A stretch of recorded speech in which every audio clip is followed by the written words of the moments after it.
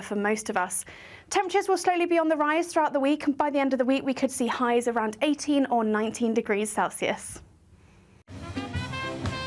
There will be a light breeze in the morning, leading to a warm front. Boxed heat pumps, sponsors of weather on GB News. Join me, Nana Akweer, for an informative, interactive news programme with a difference. It's fun. Oh no, he didn't say that, Dave.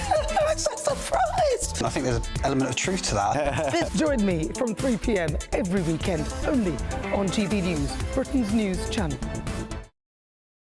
It's Patrick Christie's Tonight, and here we do things differently. It's explaining the absolute madness of this, doesn't it? It's explosive. I mean, this is very good. It's lively. 850. Your government sat there, Sean, and it did nothing. It's controversial. And the Middle East has been in turmoil since before I was born. It's everything you need to kickstart your evening. Everyone's had their Weetabix tonight. I love to see it. That's Patrick Christie's Tonight, weeknights from 9 p.m.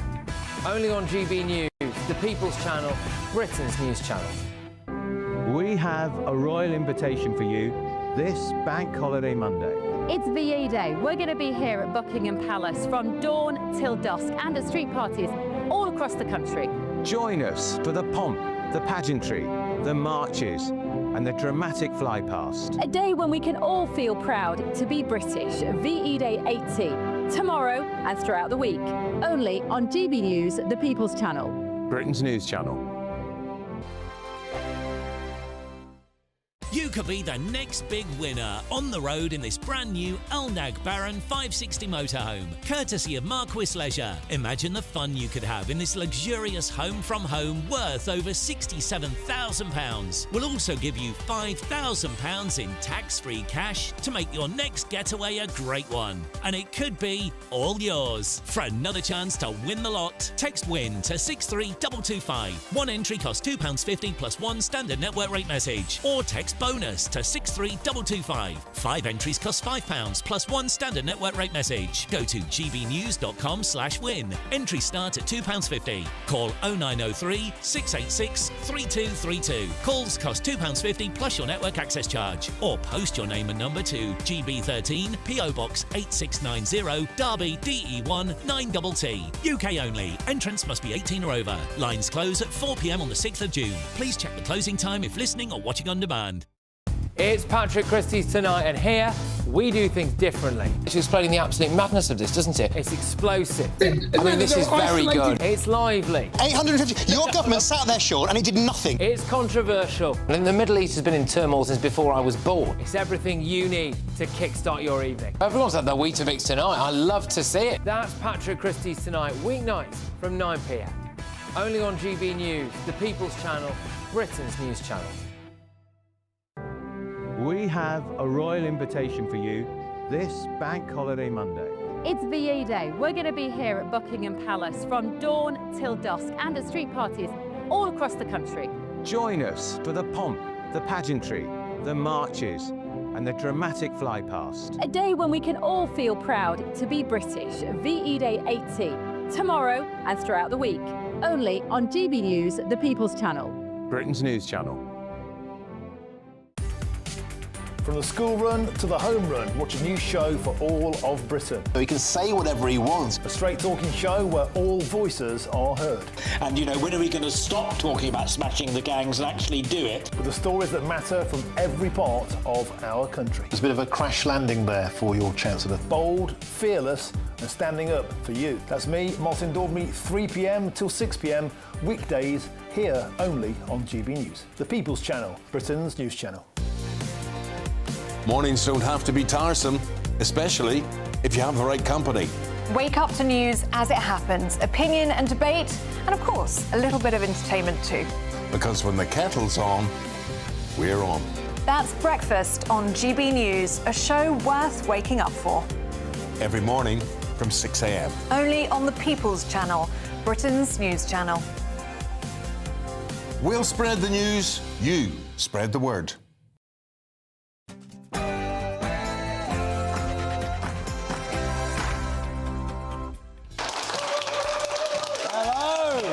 Thanks for joining us for another packed episode of Free Speech Nation. With me, Josh Howie, on the show tonight. We have Sue Wong from The Scene in Sport on a week where women got their sports back, but is it really over? Stephen Greer, Emeritus Professor at University of Bristol Law School, is here to talk about the new book he's writing, Islamophobia and Free Speech, and how that fits in with the government's recently formed working group seeking to define the controversial term. Noel Kavanagh, lawyer and director at Gay Man's Network, will shine a clear light on the organisations, including Stonewall, who seem to be playing fast and loose with the law in the wake of the Supreme Court's recent ruling on the legal definition of woman. And we'll also talk about a new BBC dating show for gay men, which includes a female contestant. We also have an exclusive tonight with Carol Richardson, an NHS healthcare assistant who is legally challenging her employer for not being allowed to attend a leadership course restricted only to BAME staff in what is the first case in the UK to examine the meaning of racial segregation. And it's May the 4th. Online sensation The Critical Drinker is back to answer. Did woke kill Star Wars? And funny comedians Lewis Schaefer and A.D. McQueen will be answering some crazy war questions from our live studio audience. But first, the news with Sophia Wensler.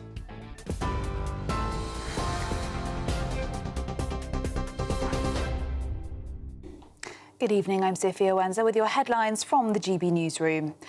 Armed police have been filmed storming the house of a terror suspect as they arrested 7 Iranians in counter-terror raids across Britain. It comes as 8 people have been arrested in similar raids across the country amid 2 separate probes, with 5 detained over a suspected plot to target a specific premises. The Met Police say officers apprehended 5 men, 4 of whom are Iranian nationals, with all remaining in police custody. 3 Iranian nationals were also arrested in connection with a separate investigation. Meanwhile, the Home Secretary, Yvette Cooper, has responded to the arrests, saying the most important thing is to protect our national security. These were 2 major operations that reflect some of the biggest counter-state threat and counter-terrorism operations that we have seen in recent years. I want to thank the police and security services who've shown the most impressive professionalism and expertise in carrying out these operations to keep the country safe. And we support the police and the security agencies in the ongoing work that they are doing. The most important thing is to protect our national security. Now, the Health Secretary has defended Lucy Powell as pressure mounts on the Labour Minister to resign after she described the rape gang scandals as a dog whistle on Radio 4's Any Questions. I don't know whether you saw the documentary on Channel 4 about rape gangs over No, this. we want to blow that little trumpet now, do we? Yeah, OK. There was a real issue. Let's get that dog whistle out, shall we? Yeah. Shadow Home Secretary Chris Philp is amongst those calling for her to step down, saying her comments belittle the thousands of girls and women who've been raped by grooming gangs. But Wes Streeting told GB News this morning she didn't mean what she said, and humans make mistakes. In other news, Israeli Prime Minister Benjamin Netanyahu has vowed to retaliate against the Houthis after the group launched a missile attack on the country's main international airport. In a video posted on X, Netanyahu threatened strikes against the group, saying, "We attacked in the past, we will attack in the future." The missile by the Iran-backed group landed near the main terminal of Ben Gurion's airport on Sunday morning, according to Israeli authorities. Elsewhere, Lady Gaga has said she's grateful for her Brazilian fans after police in the country claim to have foiled a plot to bomb her biggest ever show. Police in Brazil say 2 people have been arrested in connection with the alleged plot. The concert on Rio de Janeiro's Copacabana Beach attracted an estimated 2.1 million people. And the King and Queen are looking forward to this week's events to mark the 80th anniversary of VE Day, according to Buckingham Palace. It comes as King Charles has been viewing pictures of spectacular artwork that he commissioned to capture iconic moments from his historic coronation on the eve of its 2nd anniversary. It follows Prince Harry's BBC interview where he said his father, the King, won't speak to him and that he was a victim of an establishment stitch-up. Those are the latest GB News headlines. More in an hour. For the very latest GB News direct to your smartphone, sign up to News Alerts by scanning the QR code or go to gbnews.com/alerts.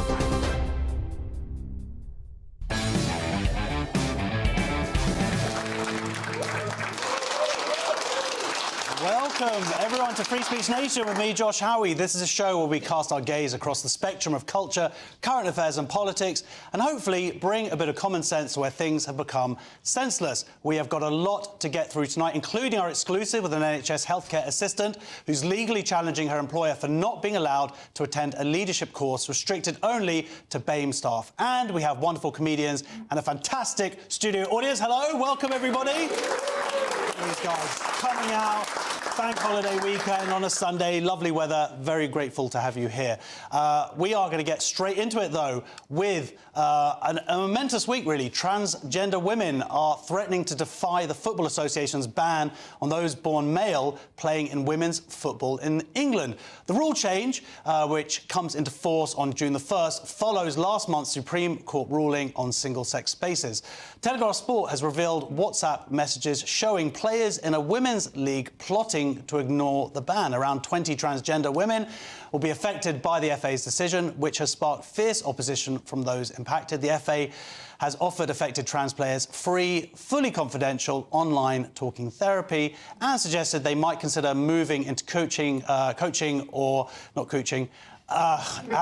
or becoming match officials. Trans women were also this week banned from playing netball and cricket in England. Joining me now to discuss a momentous week in women's sport is the spokeswoman for Scene in Sport, Sue Wong. Sue, welcome to the show.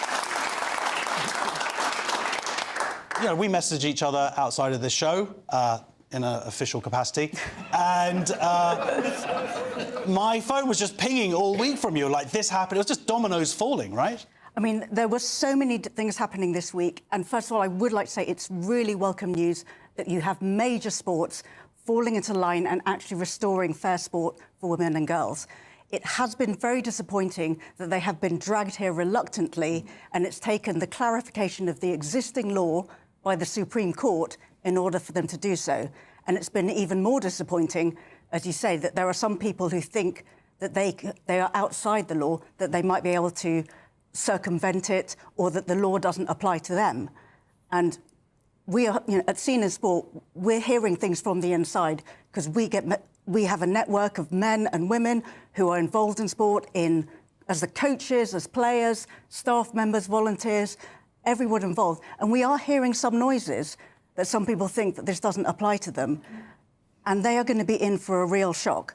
Because one of the key things is, this was not done willingly, certainly by the FA or by the ECB. They didn't want to do this. In fact, they didn't give any woman consent to do this when they implemented the policies in the first place. Yeah. It was really, really shocking. And they didn't listen to important voices like Fair Play for Women or the Women's Right Network, who were highlighting some of the harms to the women and girls that this was happening. They didn't listen to us.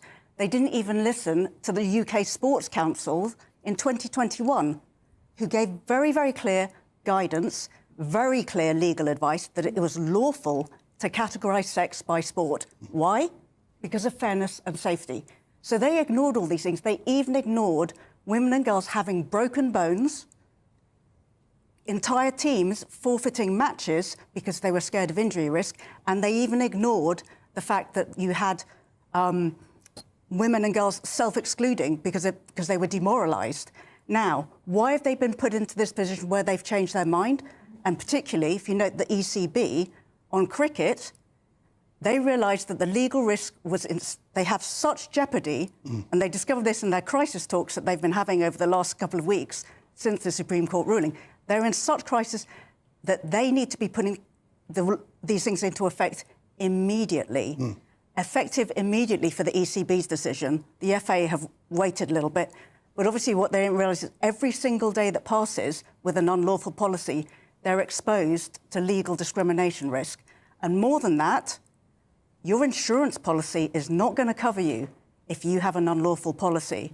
Yeah, well, it'd be interesting to see how that works historically, of course, because what the Supreme Court, the ruling found, that it just clarified the law as it already was. So this isn't that it comes into effect today or June the 1st or whatever the FA is saying. It's been in effect since the Equality Act 2010 was passed. Exactly. So this has been the law for years. And you're hearing some noises of people saying, oh, well, now we need some clarification or this doesn't come into effect yet. That is a complete misunderstanding. The law has been there since 2010. It's still in place. And if your policy is unlawful, you are going to be in a lot of trouble. And the thing is, I understand that there is some concern and people saying, oh, OK, how can we support these people? Because it is a big change. And I agree, you've got to have sympathy. Some of these people have been lied to. However, it is not right, and it's definitely not kind to encourage somebody to break the law. Nobody's got a right to be in an opposite-sex changing room or in an opposite-sex sport. Because fundamentally, right now, and all governing bodies need to understand this and change their policies immediately, and clubs, and if you're at sport in a leadership position at any level, you have to change this right now. Well, it's catching up with what anybody with eyes can see. I mean, that's the insane thing about it. And when the FA released its statement this week, I just want to read a line for it. We understand that this will be difficult for people who simply want to play the game they love in the gender by which they identify. Well, of course, they don't mention anywhere within that statement anything about women who have no choice but to compete in their same-sex sport, and anything to do with fairness or inclusion. This is all about, as they say, about 20 people who identify as women who it's going to affect.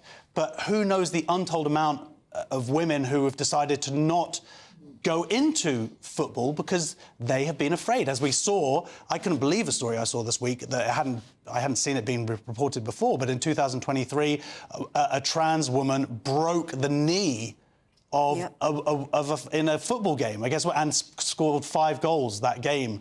It's just so unfair. As you say, fairness and safety. Yeah, but it's also consent. Consent is the key thing, because if you have a mixed-sex category, women are consenting to that. But if it says women, if it says female, this is a single-sex thing. And I think it was Naomi Cunningham, the lawyer, put it brilliantly. It's like if you advertise a nut-free meal, there cannot be a single nut in there. I mean, nuts is a very good analogy. So it's interesting that it was the FA who kind of broke ranks first. I mean, look, there are other sports along the way who absolutely have finally come to realise common sense and the way the law really was, even before the Supreme Court coming through. But there were certain sports that seemed to be holding fast, that seemed to be very much captured by gender ideology. The fact that the FA this week broke ranks first, in a way, I wonder if it's because, as I guess the richer sport, they probably have the most expensive lawyers, and so they were told from that statement, it's obvious they're very reluctant to do it. Absolutely. And all the other sports, including, as you say, cricket, which have been keeping their head down and being very resistant for years now, they must have gone, well, if the FA, if their lawyers are saying it, we are really up, I'm going to swear. Absolutely, and it's absolutely critical. There is no sport that is allowed to be, against, like not pay attention to the law. And what people should also understand is we're not just talking about competitive sport. Any recreational activity is included too. So that means things like parkrun or even Hampstead swimming ponds. Anywhere where it says female, women, this means women. And there is a misunderstanding that there is a ban going on or anything is anti-trans, because everybody is included in sport. You just have to be in the correct category. So the key thing to do is to have a protected female category, because that includes the greatest number of women. And that also includes trans men. So it is trans inclusive. There's a point that you made, I saw. And it has always been the case. I was very angry seeing you on a competitor's channel. It happens. But women who have any kind of other identity, they're always welcome in women's sports. They absolutely should be. They always have been, and they continue to be. There is absolutely a place for them in women's sport. Obviously, if you take testosterone, that is a separate matter in sport. That's a doping issue. It's nothing to do with bigotry or anti-trans or anything. And if you're a male with a trans identity, you are absolutely included in sport. There's even more space in football, because you've got 10 times the number of football teams to go with. But what this means is that sports governing bodies should now do what they should have always done from the start, and that is made the game more inclusive to everyone, but in the correct sex categories, but to have males welcoming gender non-conforming males, males with any other identity into their game, creating more mixed-sex opportunities and more open categories. That's the way to have maximum inclusion and fairness, and everybody has their place in sport. Absolutely. Well, thank you so much for joining us. Ladies and gentlemen, please, big round of applause for Sue Wong. Next, on Free Speech Nation, pressure is mounting on the PM to fire Lucy Powell after she dismissed talking about grooming gangs as a dog whistle. And cosmetic giant Lush are upping the ante on their trans activism as they put propaganda leaflets in birthday party bags for girls as young as 7. Our audience questions are next. Don't go anywhere. See you in a minute.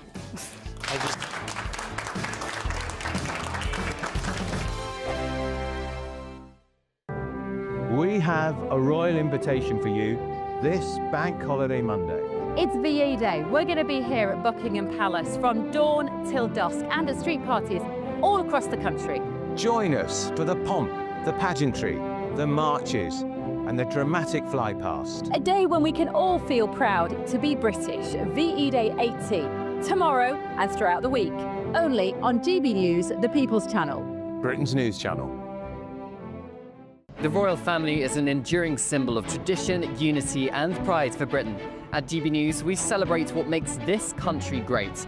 In our new royal newsletter series, you can join me, Cameron Walker, for Inside the Palace, an exclusive look every week that takes you beyond the gates and brings you the very latest from those at the heart of the monarchy. Never miss a royal moment again. Sign up now. Go to gbnews.com/royal newsletter and get the latest straight to your inbox. Good Afternoon Britain isn't just about us. The wonderful thing about this programme is it's about everyone watching. It's an interactive programme. Well, there absolutely is something to see here, and we're going to be talking about it more. Whether it's breaking royal news, please bring us up to date, or indeed a particularly punchy speech in the House of Commons. Very, very curious. We bring it to you live, and then we bring you live reaction as well. That's Good Afternoon Britain, weekdays from midday. Only on GB News, the People's Channel, Britain's news channel. Westminster, the ultimate clique. And you're fighting like rats in a sack. But here on the Camilla Tominey Show, we ask the questions the establishment media is too scared to ask. OK, let me ask you a straight question, because I know you're a straight-talking politician. Whether it's net zero, illegal immigration or law and order, nothing is off limits. You had the power then. Yeah, as I and say, now you've lost it. That's the Camilla Tominey Show, a politics show that's fearless. But no, let me finish my question if you don't mind, because it is my show. Sundays at 9:30, only on GB News, the People's Channel, Britain's news channel.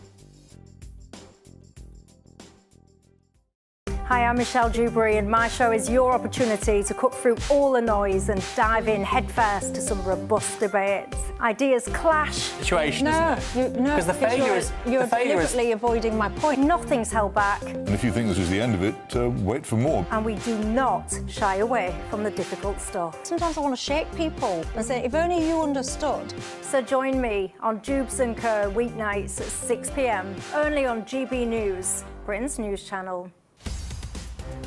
In the GB newsroom, we bring you the news as it happens. With our team of dedicated journalists across the UK, we're ready to keep you up to date with what's happening every half an hour, every single day. Bulletins here on GB News, the People's Channel, Britain's news channel.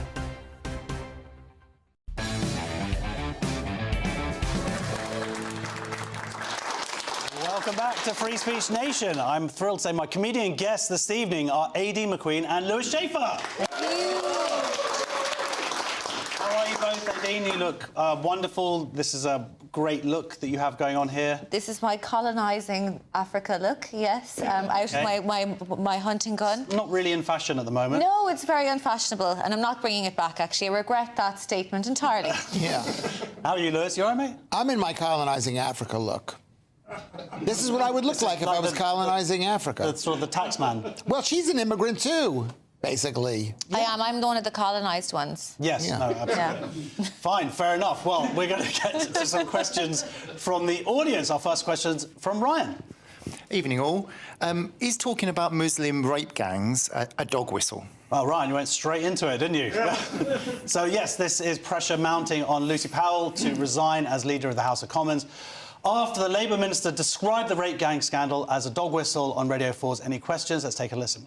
I don't know whether you saw the documentary on Channel 4 about rape gangs over No, this. we want to blow that little trumpet now, do we? Yeah, OK. There was a real issue Let's get that dog whistle out, shall we? Yeah. Ryan, did you listen to the clip, yeah? Yeah, I just think it's appalling. It's obviously not a dog whistle. I think it's the left's attempt to portray this issue as far right to avoid them doing a national inquiry, which is what is needed. So I think it's disgusting and it should be talked about. It's such an important issue. Absolutely. Well, this is it, Aideen. But this is just a continuation. This is what we've seen from the first time that young women or their dads, young girls, I should say, 12-year-old girls, going into police stations and it being sort of kicked down the line or covered up. And this is just the end of that 20 years later. And you've still got people trying to make this narrative about the far right, as opposed to dealing with the core causes here. Yeah, no, it's terrible. Now, I'd just like to say it first, I'm a big fan of Islam. I treat my body like a mosque, filled with bearded men on Friday. But this... Do they take their shoes off? Oh, very much so. They don't have time. They don't have time. So the thing is... Talk about making light of a very serious subject. No, this is terrible. Similar things have happened in schools, and because people were kicking the can down and worried about offending that they didn't get justice for these poor girls.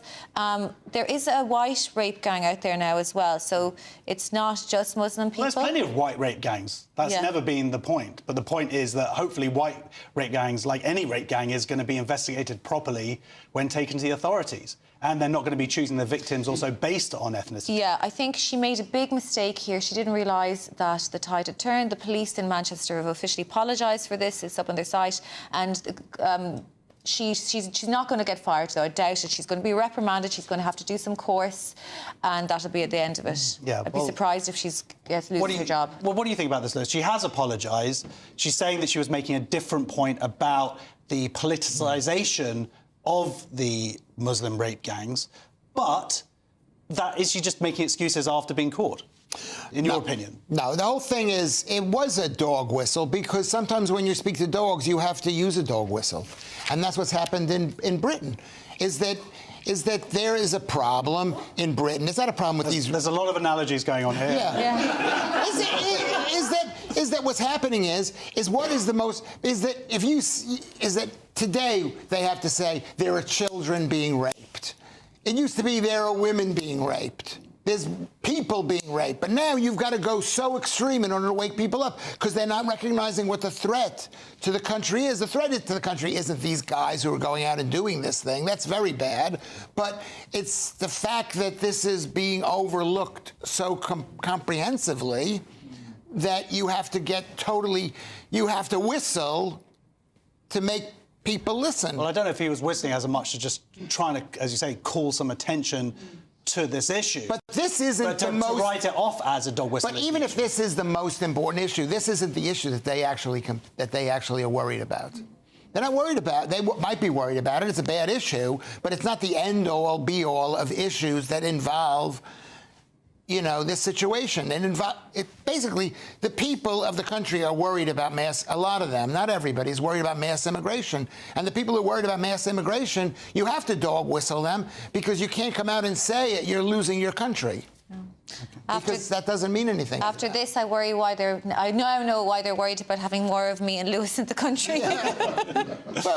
Well, I don't know if there's a lot of dogs out there barking after Lewis. Does that make sense to you? No, there is a logic to what you're saying. It's just, I guess, to say it as a dog whistle is to make it it's a disparaging comment on what he was trying to do, which it is a dog whistle. Well, it is. It's been going on for 20 years. People were talking about this 15 years ago. It didn't hit them, but it hits them now. They want people to get excited. We want people to get.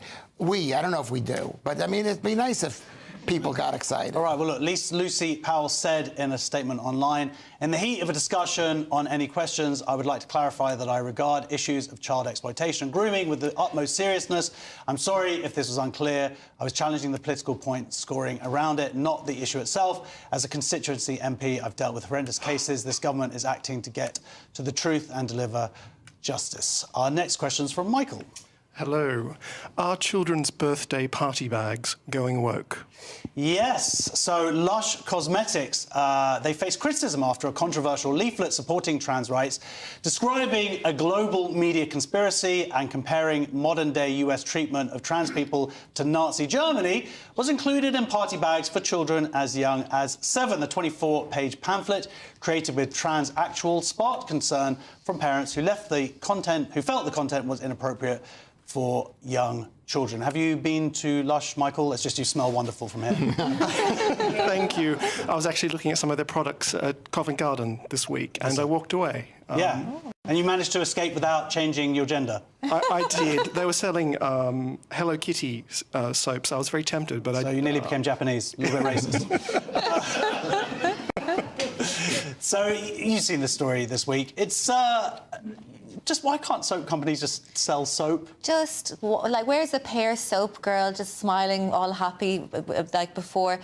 It's a bit much, isn't it? It'd be like having sex tips and Christmas crackers. Like, it's the context is completely wrong. Lush can do what they want. They have good products. They don't have any packaging. They're very sustainable, and they try to lure you in with their scent. But ultimately, this is a bad idea. That's a very good idea, though. I like this idea about Christmas crackers, Lewis. Sort of, we can have sort of trans activist Christmas crackers. When Father Christmas woke up and he had a beard. How does he identify? I don't know. Rudolph something knows. Well, if they, you know, Caregiver Christmas. I don't know much about Christmas. Caregiver Christmas, not Father Christmas. That's offensive. I mean, it's their business. They're a private company. If they want to push whatever this business is, they should be allowed to push it. We shouldn't question it. But people should know if you don't support them and you don't want to support it, we're not going to go. My friend of mine, he proposed something to Nike, an item that Nike could sell. And they dissed him. And so now I'm not buying Nike products. So what you're saying is basically we can vote with our wallet? Yes, you can vote for your wallet. Number one, you could vote for your wallet. Number two, that's the only thing that matters. They want to propose it. They got some crazy person in the back room of that. And they're not, there's no such thing as trans.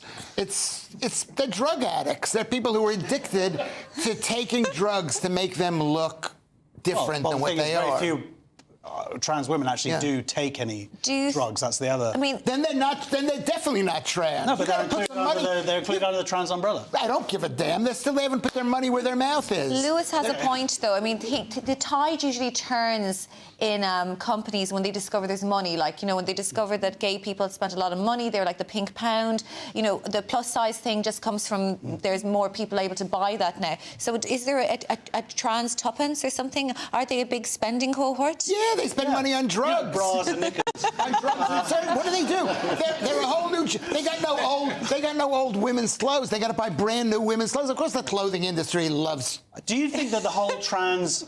This is my worst show. I just wonder if anyone. I've not read or looked into this yet, but I'm wondering if the whole sort of trans ideology has been funded by XL companies. No, I doubt that very much. XL female dressing. I'm just saying, look into it. Double XL women's wear. Well, you know something. That might be who's behind the whole trans movement. There might be Size 14 stilettos. Okay, let me read There this. might be something like that We'll find out. because I remember reading back like 20 years ago, huge rise in triple D bras. Yeah, okay. And what sites are you reading, Lewis? Okay, He's looking at having the surgery. The surgery was being done. A Lush spokesperson said the booklet was designed to be displayed in stores next to signage about the campaign and at till points for people to take if they wish to. Campaign materials aren't made for party bags, which are made to be fun, and our staff have guidance that makes this clear. Our next question is from Mike. Hi, Josh. Hey, Mike. Are the BBC finally coming round to the fact that featuring journalists calling for Jews to be burnt is a bad thing? Yeah, wouldn't that be nice? So the BBC will appoint an independent figure to investigate its Arabic service following repeated allegations of anti-Semitism, including staff expressing support for Hamas and making anti-Jewish statements. Chairman Dr. Samir Shah confirmed the review will be part of a broader examination of the BBC's coverage of the Israel-Gaza conflict and will be fully independent and published in full. Mike, I know you're a big fan of BBC Arabic. Have you seen some of the statements that people who've appeared on the channel have said about it? I've seen some of the statements. Yeah. What worries me about the BBC is it tends always to be 2 steps forward and 3 steps back. They come up with an independent review which tends not to be as independent as they say it is, and whitewash themselves yet again. So my fear is that's going to happen over and over again. Well, they had an independent review, I think, 20 years ago, and then they never actually released the information in it, and I think they were even taken to court to release it, and the BBC spent hundreds of thousands of pounds holding that information back, so we never actually got to see it.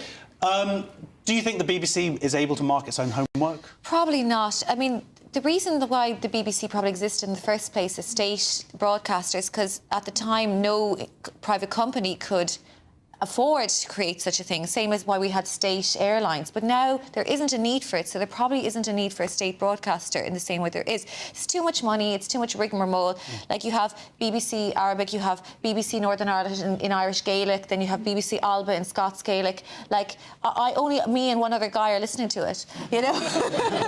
I'm on it all the time. And what are they saying in Gaelic? Oh, you don't want to know about that. Marrig na Hudig. No, I didn't say that. Our final question for the moment is from Omolo.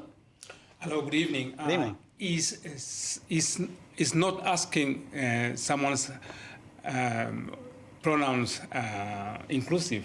Yes, so the University of Liverpool now advises staff and students not to ask others for their pronouns directly, warning it could pressure individuals to disclose gender identities before they're ready. Instead, it encourages people to share their own pronouns voluntarily to foster inclusivity. Because they should be... Amolo. Sorry. He, him. Now, how do you tell? You don't know. Oh, that's you. I think people should be allowed to identify the gender they like. If they want he, she, they, them. I think it's up to them. All at once? Sorry, Lewis, so what do you think about this? This is contrary to what's been going on the last couple of years. The last few years, it's always like, meet people, say what your pronouns are, so it makes people feel at ease. And now they're saying, don't do it. It's like, what's going on there? Well, because it's a company and they want the people not to mess up with other people and to be nice to them. They don't want people to be rude, to say to a guy, are you a girl? What's your, are you a girl or not? And to a man. So I think it's right that people say, maybe that's not the right way to, you can't say it, because you can't go up to a guy and say, are you a guy or are you a woman? You got to, I don't know how you handle it. Lewis, please stop speaking to strangers. No, okay, can I just say...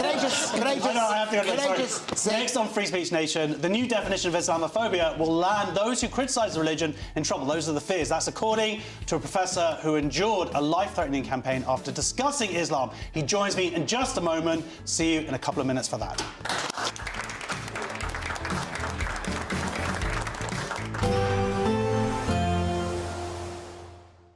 Can't wait to get in that sea. Lovely and warm. Just like the feeling of having great travel insurance. All Clear Travel Insurance sponsors GB News Travel Destinations Forecast.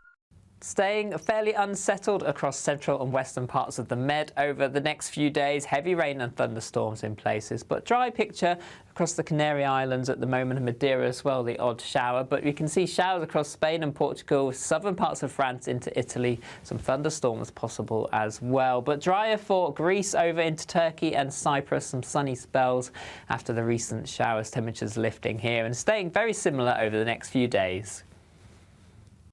All Clear Travel Insurance sponsors GB News Travel Destinations Forecast. Good evening, welcome to your latest GB News weather from the Met Office. So after a dry and sunny Sunday for many of us, Bank Holiday Monday looks like it's going to be pretty similar as well. Plenty of sunshine on the cards, all thanks to high pressure situated to the north of the UK. But northeasterly winds, particularly across eastern parts of the UK, does mean it's probably going to feel a little chillier than it did towards the end of last week. Through the rest of Sunday evening, though, 1 or 2 showers still feeding in across the eastern coast of England, perhaps 1 or 2 heavier downpours across the southeast. But for the majority of the UK, it's going to be a dry night to come. Plenty of clear spells on offer. And when we do see those clear spells in the north or northwest, we could see a touch of frost in places, although most towns and cities generally holding up above 0. So a dry, bright but chilly start to Bank Holiday Monday for much of the UK. Across the northern half of the country, we could see the odd patch of mist and fog in places, but this should clear pretty quickly once the sun comes up through the morning. But otherwise, a dry and bright start to the morning. 1 or 2 isolated showers just along North Sea coast, but these generally very light and scattered. Across eastern parts of England, that's where we'll see the greatest risk of some showers, particularly across the southeast. 1 or 2 heavy downpours at first during the morning, but across parts of Wales, southwest England, a dry and bright start to the morning. And that sets us up through much of Bank Holiday Monday. Plenty of sunshine on the cards, plenty of blue skies on offer. Just a little cloudier across the very far southeast where we see those showers, but where you do catch the sunshine, it will be feeling very pleasant with light winds for most of us. Highs in the southwest, 16, 17, perhaps 18 degrees, and in the north, around 13 or 14 degrees, maybe just a touch cooler across the east with that onshore breeze. Tuesday starts chilly for most of us, quite a widespread frost across the country, but plenty of blue skies once those temperatures come up. A little bit of cloud across eastern parts of England, but generally high pressure very much in charge, and that sets us up through much of next week with plenty of sunshine on the cards and blue skies on offer for most of us. Temperatures will slowly be on the rise throughout the week, and by the end of the week we could see highs around 18 or 19 degrees Celsius. We're proud to be GB News, the People's Channel, and as you know, we always love to hear your views. Now, there's a new way of getting in touch with us at gbnews.com/yoursay. By commenting, you can be part of a live conversation and join our GB News community. You can even talk to me, Bev Turner, or any of the members of the GB News family. Join me, Nana Akwe, for an informative, interactive news programme with a difference. It's fun. No, he didn't say that, Dave. I'm so surprised. I think there's an element of truth to that. Join me from 3 p.m. every weekend, only on GB News, Britain's news channel. I'm Christopher Hope. From pop stars to politicians, I'll interview anybody in a pub who's got a political opinion. Join me every Friday on Spotify, Apple Podcasts, YouTube or gbnews.com, or wherever you get your podcasts. This is GB News, the People's Channel.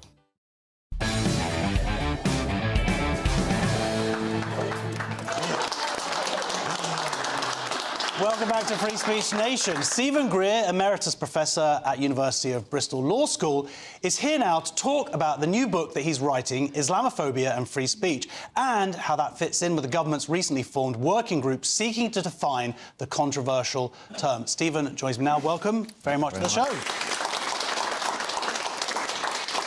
Stephen, you've been on the show before to talk about your last book. If we could just have a little rehash of that, which was based on an incident that happened to you at your university. Yes. Well, my previous book was entitled Falsely Accused of Islamophobia, My Struggle Against Academic Cancellation, the clues in the title.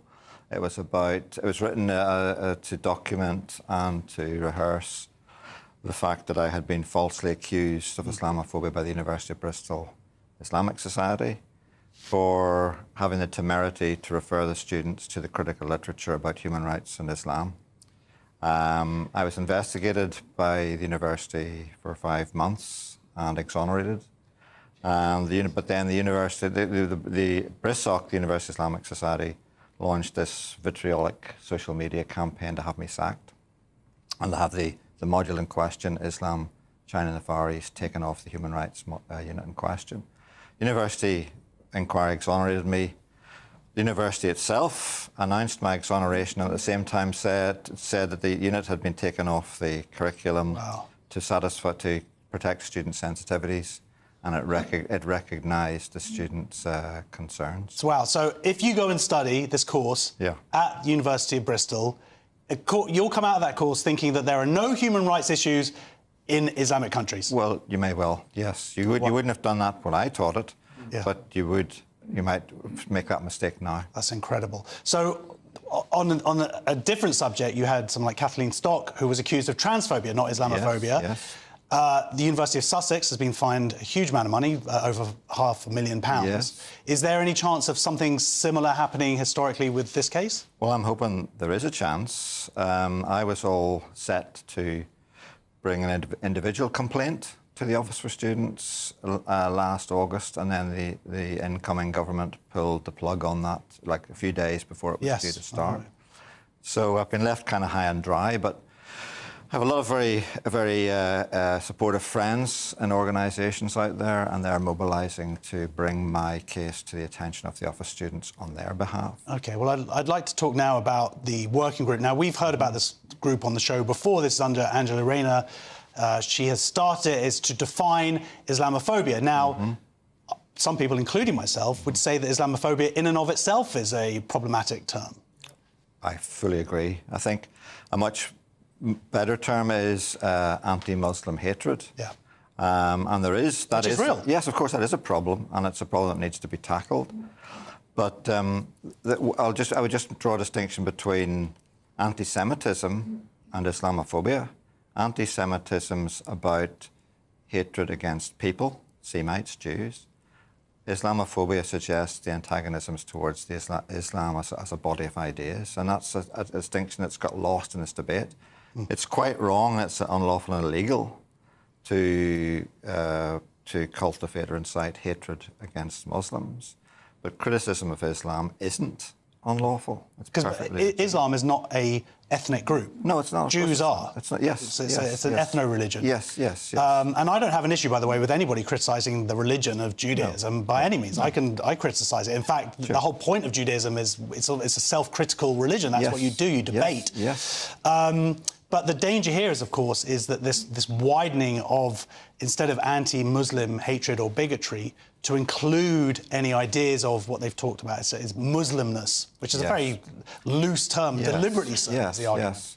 Well, the thing about Muslimness is it's confused because you're only a Muslim by virtue of the fact you believe in Islam. So it's Islam that comes first. Muslimness is in the kind of tailwind or is conditional upon believing in Islam. So it's Islam is the issue. But as you say, Islam is not a race, therefore criticism of Islam cannot be Islamophobic. And we don't have blasphemy laws, and that's the issue here, is that this might be they're saying that this could be some sort of blasphemy laws through the back door, but also this could be the racialisation of what is a religion. Yes, I mean, it's all very, very sinister and unwelcome. And intellectually very incoherent. Yeah, and you're writing a book about it, so I mean, there's obviously enough subject matter there to write it. Do you think, as I do, that this is almost a sort of defining moment within Western democracy in terms of the survival of our democracy being predicated on being able to criticise ideas and ideologies? I do, yes, and I think there are threats coming from both directions. I mean, there's Trump's campaign against free speech from that direction. We've got it in this country coming from the other direction. Yes, it's very, very... The importance of free speech, of course, is that unless you have free speech, all your other rights become vulnerable.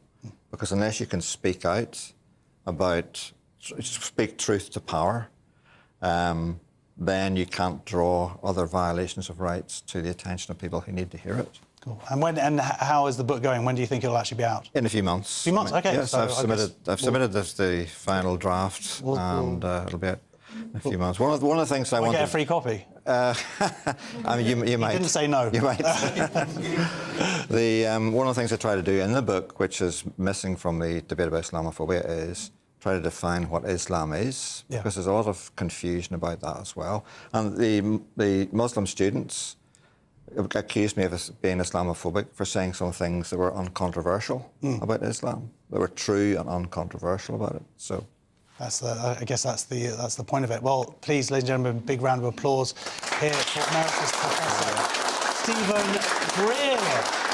I have a statement here from Angela Rayner, who is saying, what is she saying? The Deputy Prime Minister saying that the rise in anti-Muslim hate crime is unacceptable and there's no place in our society. That's why we're committed to defining anti-Muslim hatred / Islamophobia as a critical step forward in tackling it and creating a society where everyone feels safe and welcome. And Professor Evelyn Welch, Vice-Chancellor of the University of Bristol, said, I fully understand Professor Greer's concerns. However, we simply cannot dismiss a formal complaint from our students without investigating it fully. The complaint against Professor Greer was not upheld, and we publicly announced this on October 2021, confirming we had found no evidence of Islamophobic speech within the module he taught on human rights or any discrimination or harassment within the material. We also acknowledge the regrettable impact social media activity had on Professor Greer. Next on Free Speech Nation, Stonewall are facing backlash after accusations of misleading the public about the Supreme Court ruling, and the BBC have included a trans man on the UK's first ever gay dating show.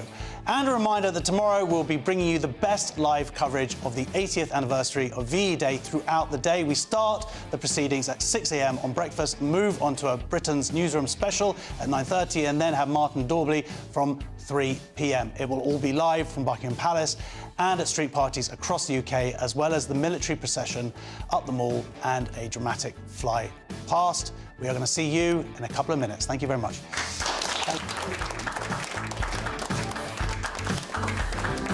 We have a royal invitation for you this Bank Holiday Monday. It's VE Day. We're going to be here at Buckingham Palace from dawn till dusk and at street parties all across the country. Join us for the pomp, the pageantry, the marches and the dramatic fly past. A day when we can all feel proud to be British. VE Day 80, tomorrow and throughout the week. Only on GB News, the People's Channel. Britain's News Channel.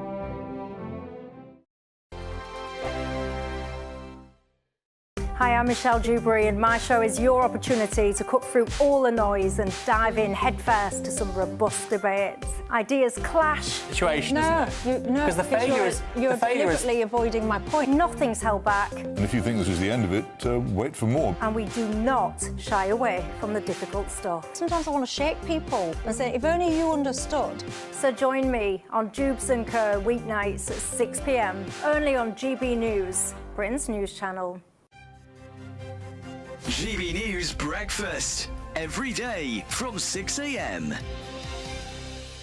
Amazing. I'm so pleased for him, and I think everybody in Northern Ireland. He did defeat an Englishman in the playoff. He did. Which is, Justin Rose. Yeah. See, Justin Rose, not many people are going to talk about Justin Rose, well, apart from us. Yes. But Justin Rose, it talk about, the bridesmaid and the bride, and it's been that with Rory. He's been the runner-up in the Masters twice. And 44 years old, and to do what he did and get a round of 66 was incredible.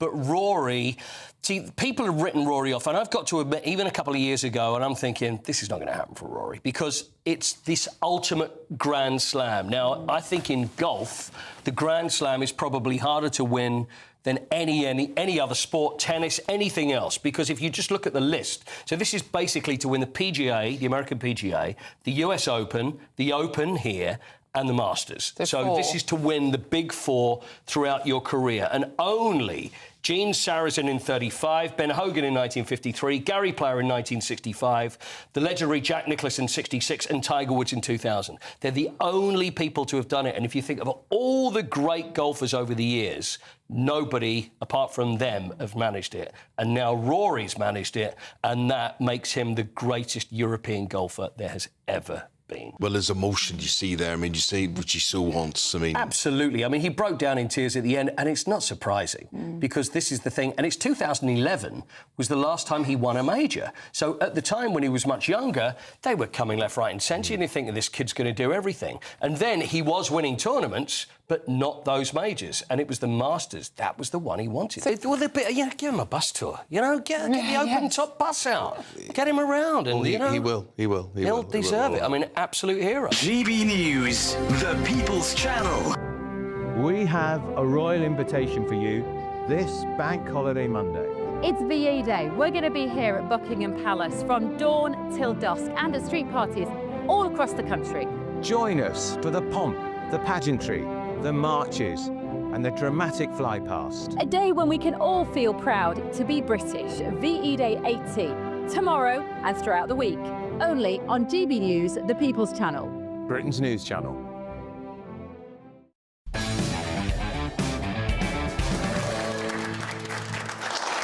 Welcome back to Free Speech Nation. Stonewall is facing criticism for misleading information about the Supreme Court's recent ruling on the definition of a woman. The LGBT Plus charity stated that the ruling, which defines woman as biological female, is not yet law and advised organisations to hold off on policy changes. Joining me now is the director of Gay Men's Network, Noel Kavanagh. Dennis, welcome. Hello. Hello, Josh. Thank you very much indeed for having me on. I hope you're well. I'm very well, thank you, and it's nice to see your lovely clean flat or house behind you. Thank you, mate. Dennis, you're a lawyer as well. We have had some seemingly serious misinformation coming out this week, right? Yeah, I mean, we're in the middle, Josh, of a delegitimization campaign, and Stonewall is a big part of that. And so far as I see it, this campaign has got two prongs, right? It's got outright attack from irresponsible people, some of them, unfortunately, members of the bar who should know better, who are outright attacking judges who constitutionally cannot argue back. And then we've got the second prong, which Stonewall is an active participant in, which is sowing confusion about a judgment that was a model of clarity. And it's pretty disgraceful. This judgment could not have been clearer. I would remind Stonewall that paragraph 264 of the judgment reads, and I quote, "The words sex, woman and man mean and were always intended to mean biological sex, biological woman, biological man." There is nothing unclear about that at all. But Stonewall are out there sowing confusion because it serves their purposes, because they don't like this judgment, Josh. Yeah, so the confusion they've given this week is they've said to the FA and various other sports bodies the idea that it's not actually even been implemented yet, where, of course, what we know is that it's not that the ruling is about something coming up, it's something that's already in existence. Yeah, I mean, this was a case of statutory construction, is what lawyers would call it, right? And that simply means that the Supreme Court told us what a law means. What Stonewall have done in a very irresponsible tweet was saying that no one should act. The FA made their decision, quote, too soon, and before any decision, no one should do anything before lawyers and politicians have got to this, or it's become law. It is the law. When the Supreme Court rules, it's not making suggestions. It's not floating ideas. It is saying this is the law. And look, let's be honest what's going on here, Josh. At the bottom line is this. They don't like this judgment.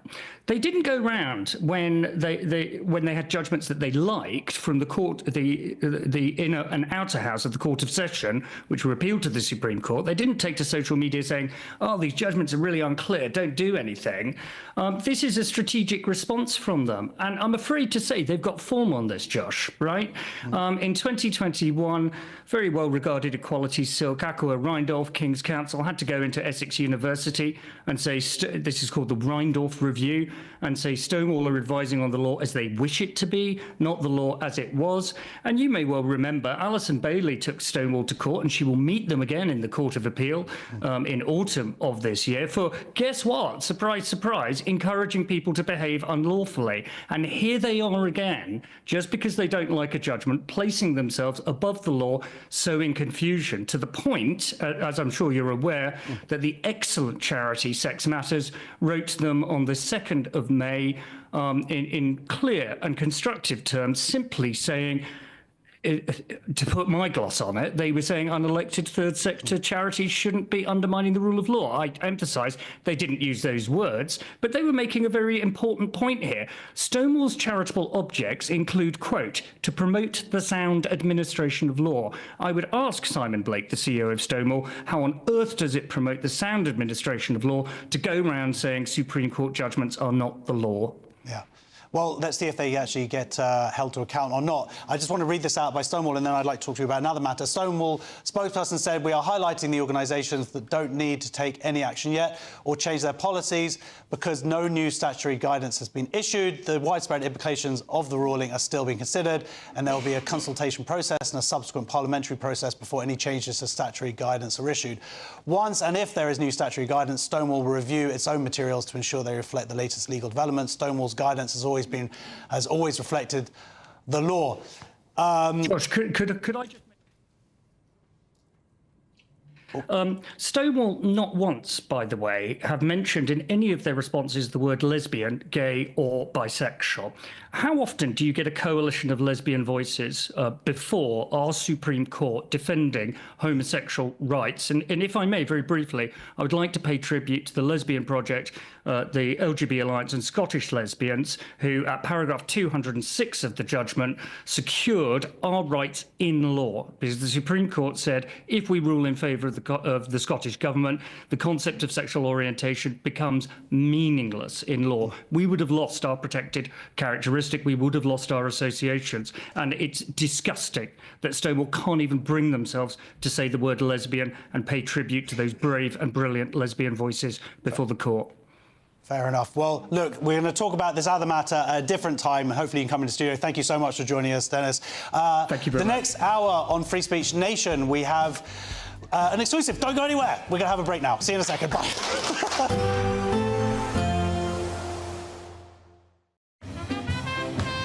There will be a light breeze in the morning, leading to a warm front. Boxed heat pumps, sponsors of weather on GB News. Good evening, welcome to your latest GB News weather from the Met Office. So after a dry and sunny Sunday for many of us, Bank Holiday Monday looks like it's going to be pretty similar as well. Plenty of sunshine on the cards, all thanks to high pressure situated to the north of the UK, but northeasterly winds, particularly across eastern parts of the UK, does mean it's probably going to feel a little chillier than it did towards the end of last week.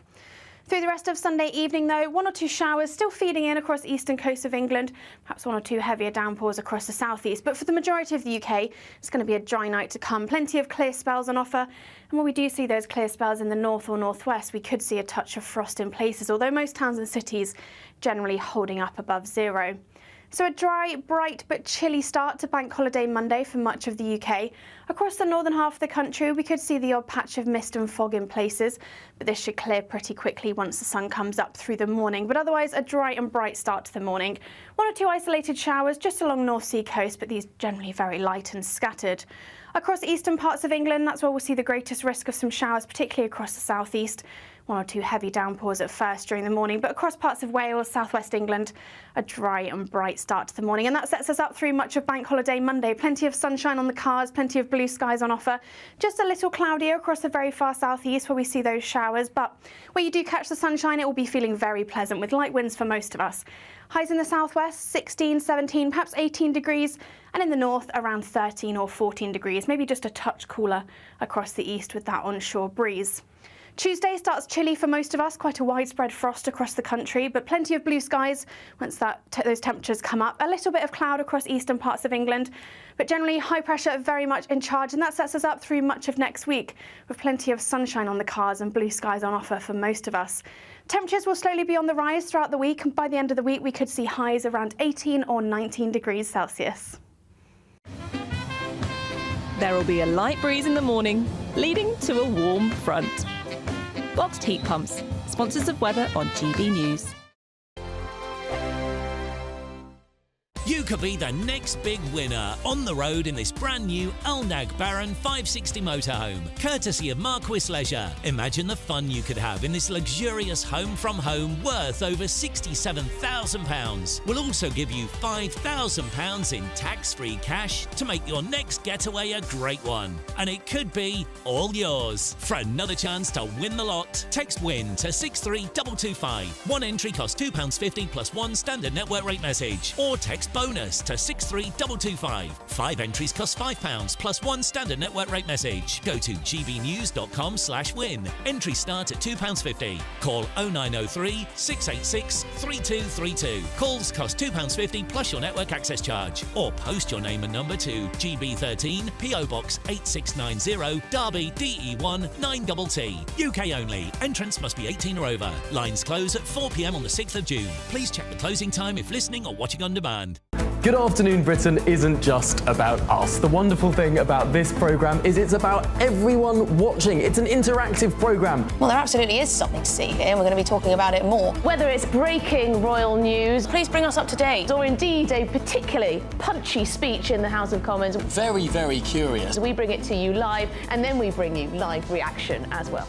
That's Good Afternoon Britain, weekdays from midday. Only on GB News, the People's Channel, Britain's news channel. What is the state of our economy? What is the state of our National Health Service? What is the state of our schools? What on earth is going on? Understanding Britain means understanding the state we are in. This is State of the Nation with me, Matt Goodwin, Wednesdays, Thursdays and Fridays from 8 p.m. on GB News. It's Patrick Christie's Tonight, and here we do things differently. It's explaining the absolute madness of this, doesn't it? It's explosive. I mean, this is very good. It's lively. 850. Your government sat there, Sean, and it did nothing. It's controversial. And the Middle East has been in turmoil since before I was born. It's everything you need to kickstart your evening. Everyone's had their Weetabix tonight. I love to see it. That's Patrick Christie's Tonight, weeknights from 9 p.m. Only on GB News, the People's Channel, Britain's news channel. This is Britain's Newsroom, where your voice matters. It's just astonishing. With expert analysis and honest opinion, we don't just keep you informed. We bring you unique perspectives you won't see anywhere else. Can't argue with any of that. When the news happens, it happens here. On Britain's Newsroom, weekdays from 9:30 a.m. Only on GB News. I'm Christopher Hope. From pop star to politicians, I'll interview anybody in a pub who's got a political opinion. Join me every Friday on Spotify, Apple Podcasts, YouTube or gbnews.com, or wherever you get your podcasts. This is GB News, the People's Channel.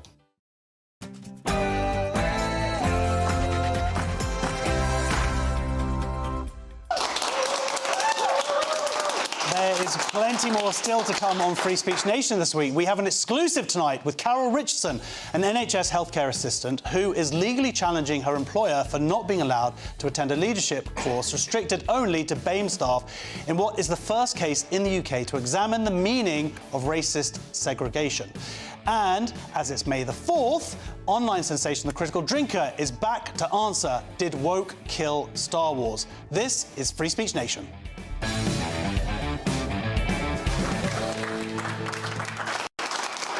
First things first, we're going to get some more questions from our audience. But actually, I just want to, because we kind of, unfortunately, Dennis was so excellent that we missed out something I wanted to talk to him about. There's a new dating show on the BBC, which is called I Kissed a Boy, and it's a gay dating show.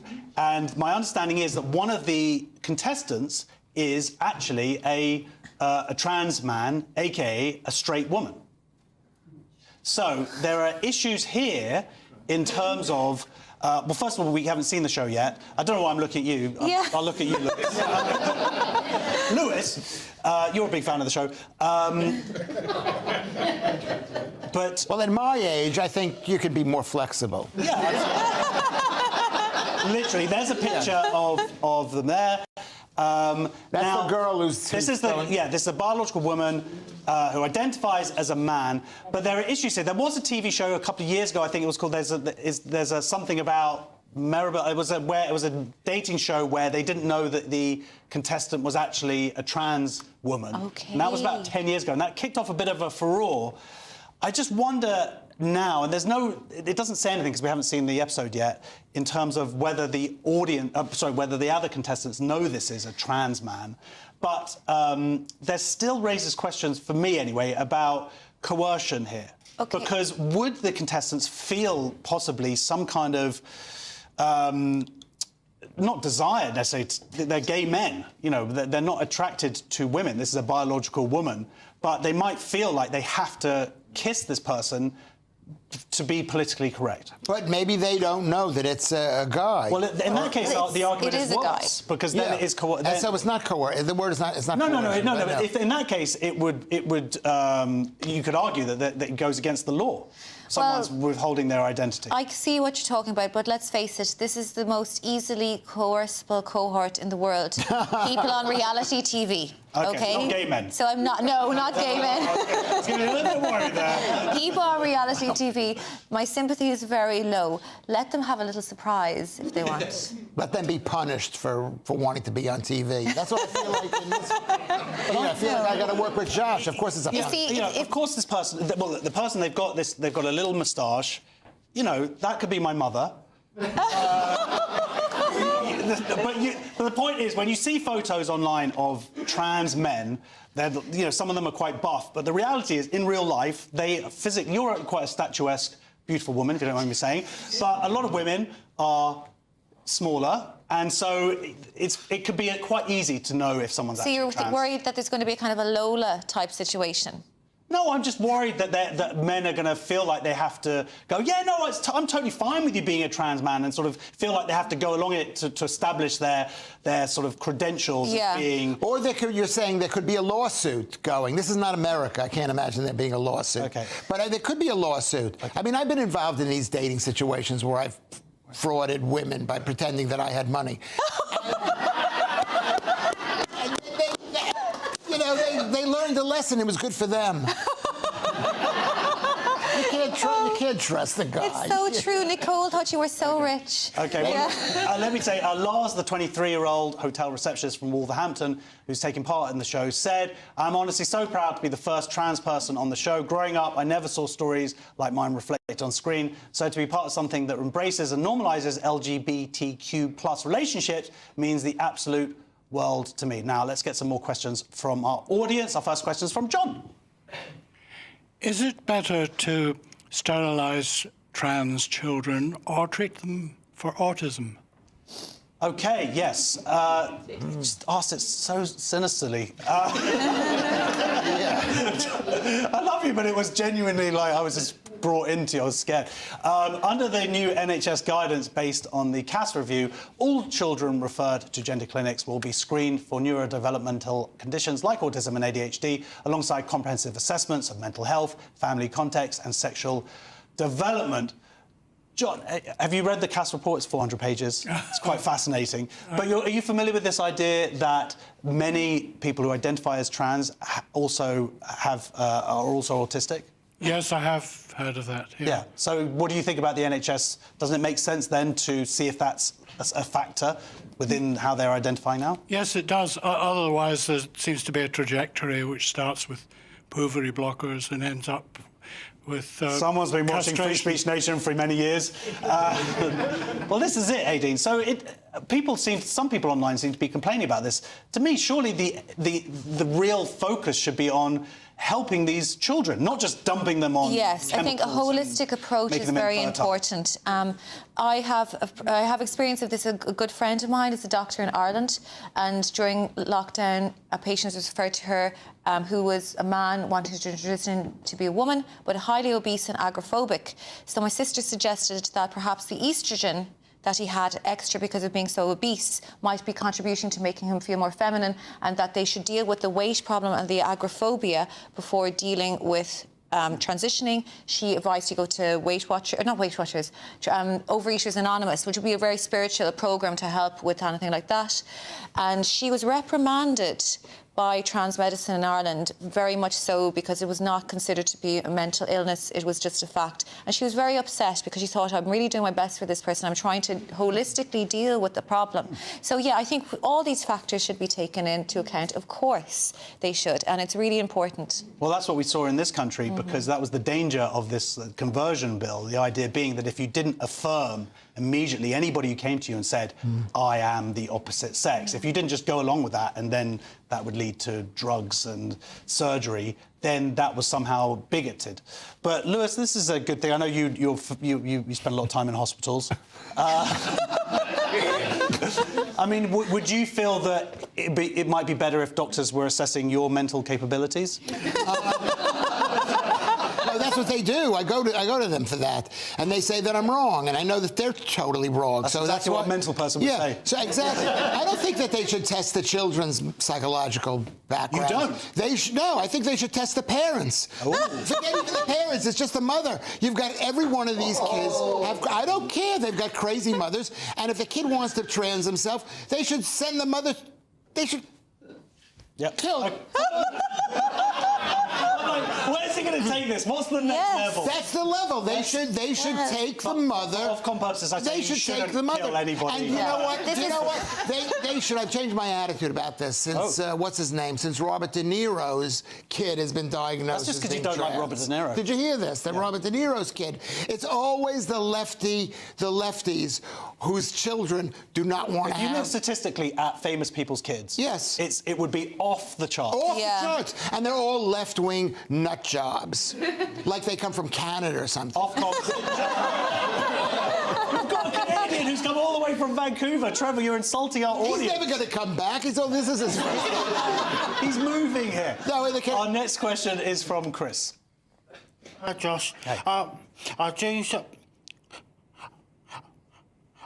allowed to celebrate Pride? Yes, are Jews allowed to celebrate Pride? Thank you, Chris.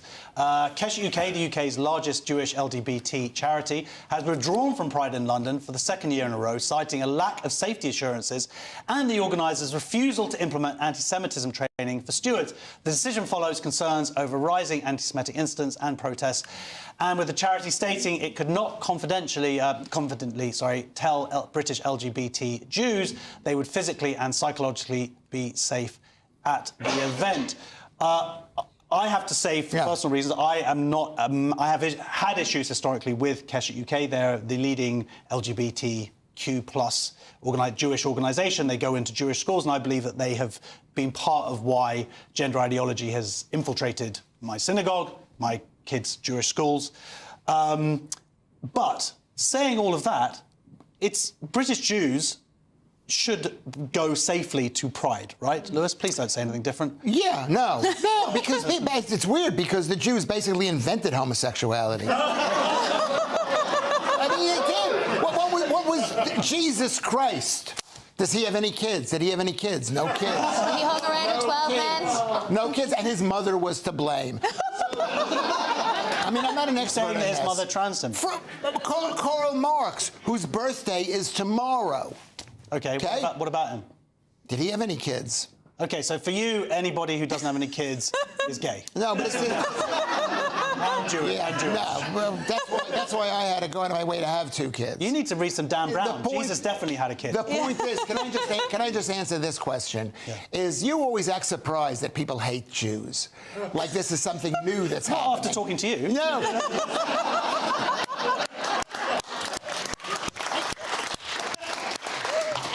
And it's people hate Jews, but the best thing is when people go up to you as a Jew and say, "Oh, you did," like somebody said that the Jews caused the Spanish Inquisition. No, and that too, the Spanish blackout. Oh yeah. I thought to myself, God, how powerful we are. You know, we got to take advantage of it. That's what you shouldn't worry that we're not allowed to some fakakta gay party. That's all it is. Lewis, I mean, the funny thing is that Lewis actually has his own float. He's the guest of honour. What do you think about this, AD? The Jews not allowed to go to Pride? Or not feeling safe at Pride? I mean, I'd like to say I do intend to marry into the religion for financial reasons. Okay. So I want... Marry Lewis. Yeah, no, I've been fooled before. But I do think it's terrible. I think maybe Jews, like Catholics, should have their own festival. Pride is a bit much. I think we should have one called Shame. Yes. Yeah. Interesting. Yeah. Well, for all the guilt that we have. Jewish festival, it's called Guilt. Yeah. So Christopher Joel Dashills, I think I pronounced that right, Pride in London chief executive said, "Pride in London stands firmly against all forms of discrimination, including anti-Semitism. We continue to work with other Jewish LGBTQ+ groups and are committed to ensuring that Jewish participants feel welcome and protected at our events. We remain open to continued dialogue with Keshet UK, as we have expressed to the organisation directly." Our next question is from Sean. OK, well, this is an interesting question. Should online rapists be jailed?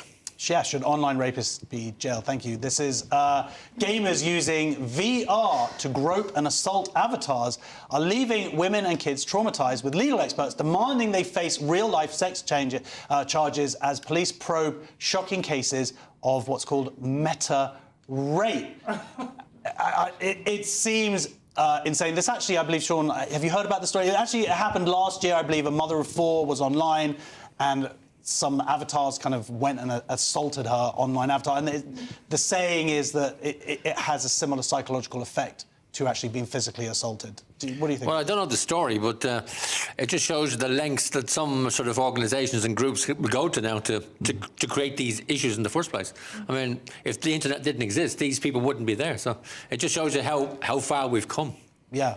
I mean, this is quite shocking to ask for this. I mean, I guess the idea is that if something bad is happening in this online space, you would just remove Unplug the computer. Yeah. Unplug the computer, guys.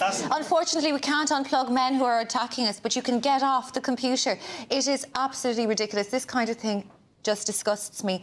The problem is that we, as a woman or as women, we seem to want all the sexual liberty of a man in the 1960s, but all the sexual protections of a Victorian woman in the 1860s, right? We can't have it all. Like, look, play your computer game, but turn it off if somebody attacks you. You know, it's just ridiculous. And I think this is disgraceful. It's really hard on women who are actually attacked. If you want to put somebody who's been attacked by, I don't know, a dinosaur online in the same bracket as a woman who's raped, it's ridiculous, and it's insulting to victims. Yeah. Lewis, I mean, you've got a dinosaur avatar. A young dinosaur avatar. Yeah. What do you think about this? Because, of course, there are some people who say, well, it does have a psychological impact. Now, maybe not going to jail, but certainly some level of punishment. Yeah. And if someone is sexually assaulting or raping people online, they're not raping. No, but that is not a good thing. But you've had people killing No, it isn't a good thing or a bad thing. If someone wants to play that, they go in there knowing this could happen, and they're not in there. They're just. You know, no, but it could be sort of leading behaviour. First of all, I'm still in shock how reasonable Aideen was. I mean, I used to play Sega Mega Drive, and I'm still disappointed that I haven't turned into a hedgehog and I can't just get gold nuggets from the sky. You know, I don't think it's good behaviour. I think it's very bad behaviour. There should be things in the computer games which stop it automatically. There should be protections. It shouldn't be allowed to be in the computer game. Okay. But putting it on the same status as being attacked, it's like saying... Well, this is a free speech question, because then people would think, I don't want to play this because they're watching over me every second, and I want to be able to... It's like, well, should I go to jail because I want to kill you, Josh?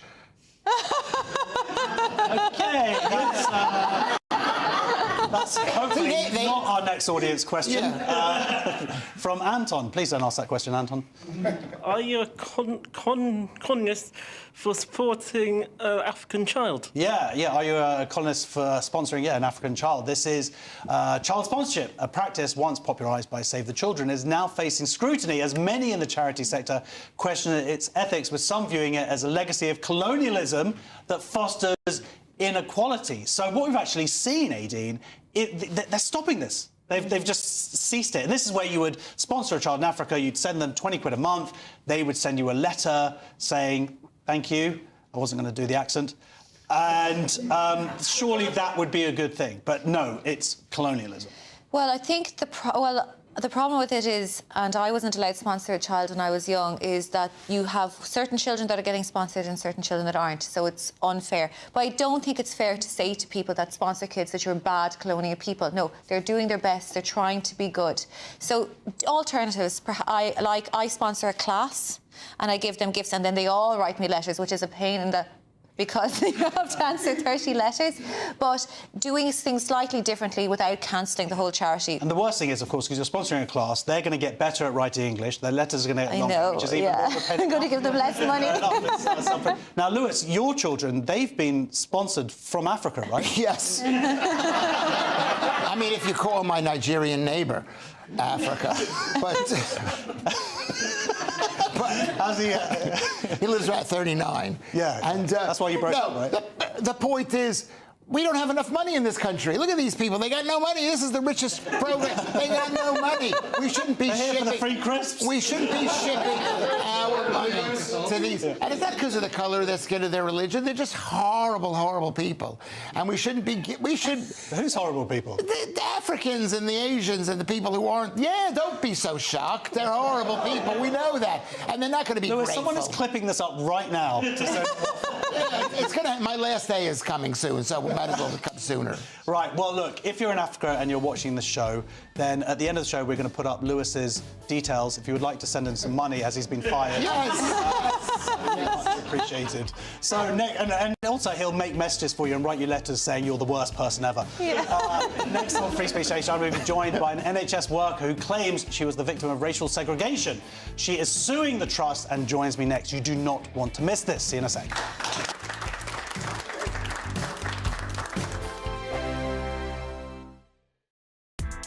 Join me, Nana Akweer, for an informative, interactive news programme with a difference. It's fun. No, he didn't say that, though. I'm so surprised. I think there's an element of truth to that. Join me from 3 p.m. every weekend, only on GB News, Britain's news channel. This is Britain's Newsroom, where your voice matters. It's just astonishing. With expert analysis and honest opinion, we don't just keep you informed. We bring you unique perspectives you won't see anywhere else. Can't argue with any of that. When the news happens, it happens here. On Britain's Newsroom, weekdays from 9:30 a.m. Only on GB News. GB News Breakfast, every day from 6 a.m. Well, joining us now is the Chief Scout at the Scouting Association, Dwayne Fields. Dwayne, welcome to the programme. Thank you for joining us. You must be delighted at the partnership with the Princess of Wales, and the video is you were in that creation. Yeah, so good morning, first of all. Yes, I'm absolutely delighted with it. The Princess of Wales has been one of our joint presidents for some time now, and hopefully that will continue. There's no reason to think it won't. And I am delighted. Her platform allows for her to really basically become a megaphone for all the great things we do in Scouting. And there's no denying it. Every single week, we've got 500,000 young people and adult volunteers meeting, and they are learning, building friendships, learning those really important skills for life, having fun, like I said, making friendships. And they're doing all of this voluntarily. And just like I am, so is the Princess of Wales. What you've mentioned there, you know, the being at one with nature, being at peace in nature, I think it's really important for young people to spend time outdoors.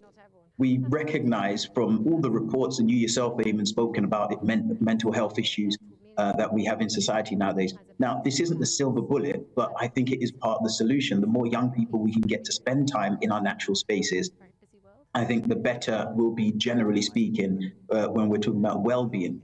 Now, in regards to what young people do in our scout groups, it could range from cooking to map reading to model making. Whatever skills the volunteer brings are the skills that we utilise in our groups. I just don't think I would suit the shorts at my age, but that's it. But there's Dwayne. You look great in the necker. GB News, the People's Channel.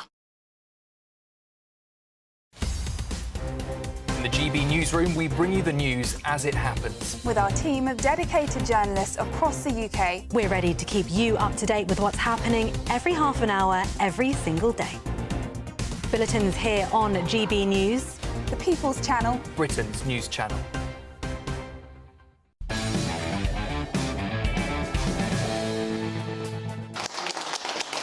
Welcome back to Free Speech Nation. A healthcare assistant has launched a legal challenge against the NHS Trust, where she works, after she claims it excluded her from a leadership course on the grounds it needed to be safe for BAME colleagues. Carol Richardson says this is a racial segregation and is taking York and Scarborough Teaching Hospitals NHS Foundation Trust to an employment tribunal to challenge their policy. Well, Carol joins me now. Carol, welcome to the show. Thank you.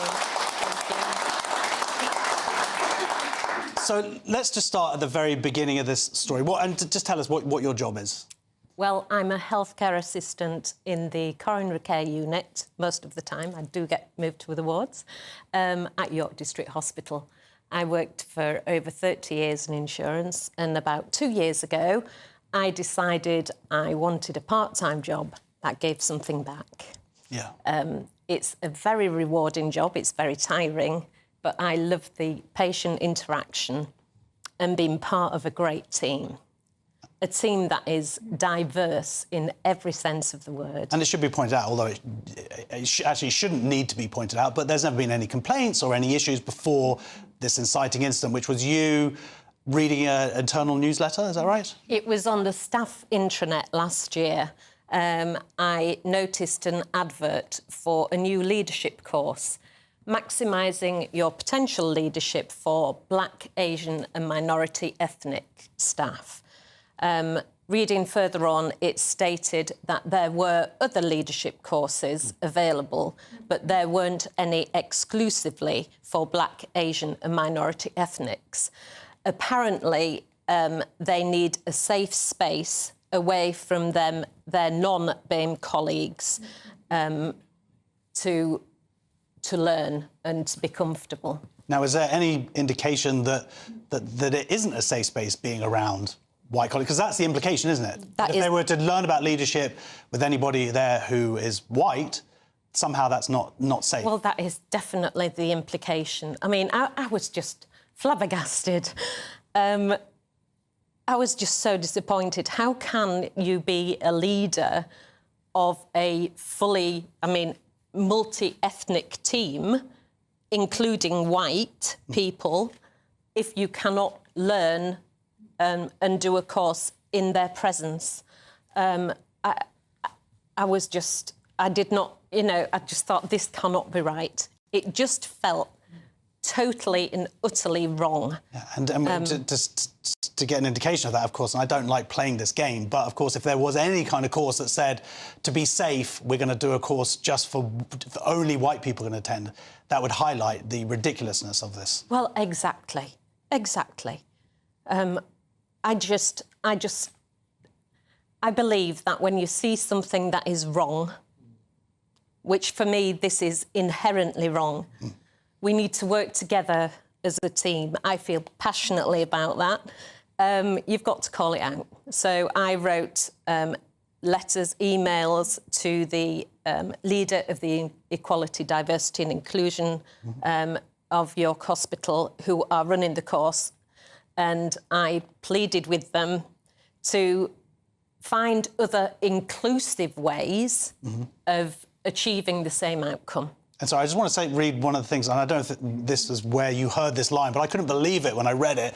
You were told, I believe, equality did not mean that everyone is treated the same. Yes. That's an incredible sentence to be putting out there into the world.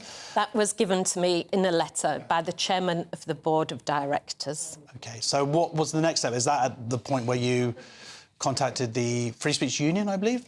I did contact the Free Speech Union because there is talking to my other colleagues, everybody was more than supportive, and they all agreed with me that it was divisive and caused racial division rather than working together and being inclusive. Sorry, I lost. No. It's just but that point is. It's fundamental because so many times what we see in this sort of DEI stuff is the idea is it's meant to promote inclusivity. Exactly. And it actually creates division. That's the irony of it. That is exactly the point.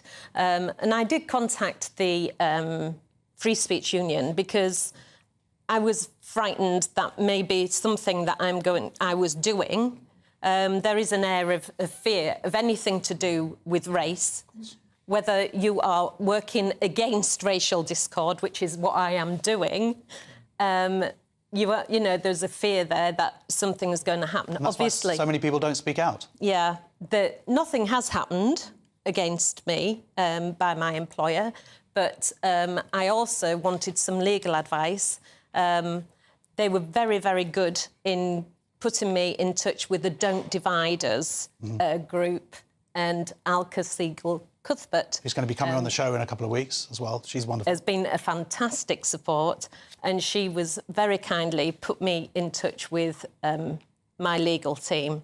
Well, this is where things get more interesting, because I believe they're challenging the Section 13 of the Equality Act. Yep. And this is the first time it's happened. This is racial segregation being prohibited as part of that.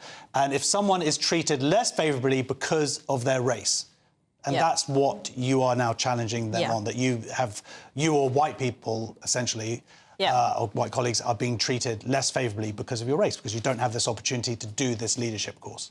No, I don't have the opportunity, or my white colleagues do not have the opportunity to do a leadership course with my non-white colleagues. You need to learn from each other. You need to work together to get a good team.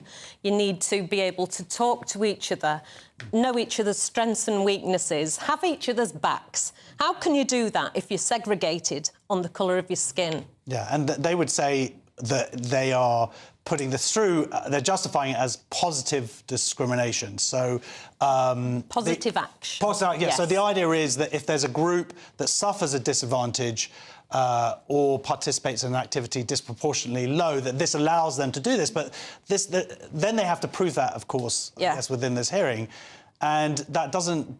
But this is... How do your lawyers feel about your case, then, in terms of... Well, basically, segregation according to skin colour has never been legally endorsed in the history of the UK. So our case is basically seeing whether the actions taken by the NHS is unlawful racial segregation or whether the positive action is lawful. We are testing the racial segregation in the UK, the definition of it in the UK in 2025. Because the implications of this aren't, of course, just in the NHS. Heavens, many other no. organisations have been doing similar schemes, which arguably, when you phrase it that this is racial segregation, that's what it is, by definition. But to prove that in a court of law, then this is going to push back against all of those schemes as well. Yeah, but it's what it does within the working environment. If the leadership is saying it is all right to segregate people on the colour of your skin, then you can start getting teams of people naturally, you know, colleagues are segregating themselves on the colour of the skin, and then the patients are feeling isolated and frightened and not knowing what is happening, even though they're receiving treatment in their own hospitals. You know, it's... And then how does it go out to the wider society? Do we really want to live in a country that is separated, BAME and non-BAME, white and non-white? I definitely don't. And that's why I'm taking the case to the Employment Tribunal in November to argue the case. Well, you're here to tell us about this case. You're also here to hopefully raise a little bit of money because you're doing a crowdfunder. Yes. As well, and it should be pointed out that it's insane. And this isn't just what we've seen on this particular issue. It's across the board in terms of all the gender ideology, but so much of this, the pushback is to common sense and to anti-racism and to anti-misogyny. All of this pushback has been individuals, actually mostly women, who have said enough is enough, taking that stand and forcing change to come back through the courts where we can move back to a society that is fairer, which is, I think, what we're all here for. So if you wouldn't mind just telling us the email address so that people can send a bit of money to support your cause. Yeah, have you got it written out? No. Well, we've got it. No. I think we can put it up on the screen, actually, because I was ahead of the game. So you should see it on your screen. It's coming up any second. It is there now. Would you mind just reading it out? Because my eyesight is terrible. Oh, sorry. .org. What's that again? Notradical3.org. Is that right? OK, well, if you're listening on the radio, you're going to have to Google. You have to Google Carol Richardson. And good luck very much with your case. Thank you so much for coming all the way down. And Thank you. York and Scarborough Teaching Hospitals NHS Foundation Trust has been approached by GB News but has yet to provide us with a statement. However, in its equality and diversity section on its website, the Trust says we are committed to promoting equality, diversity and human rights in its day-to-day treatment of all patients, visitors and staff, regardless of race, ethnic origin, sex, gender identity, marital status, maternity and pregnancy, disability, religion or belief, sexual orientation or age. The Trust also says the policy is needed to create a safe learning space for BAME colleagues and that it can be justified as positive action under the Equality Act. Thank you very much for joining us. Next on Free Speech Nation, as it's May the 4th, online sensation, the critical drinker is back to answer. Did woke kill Star Wars? See you in a couple of minutes. Thank you so much.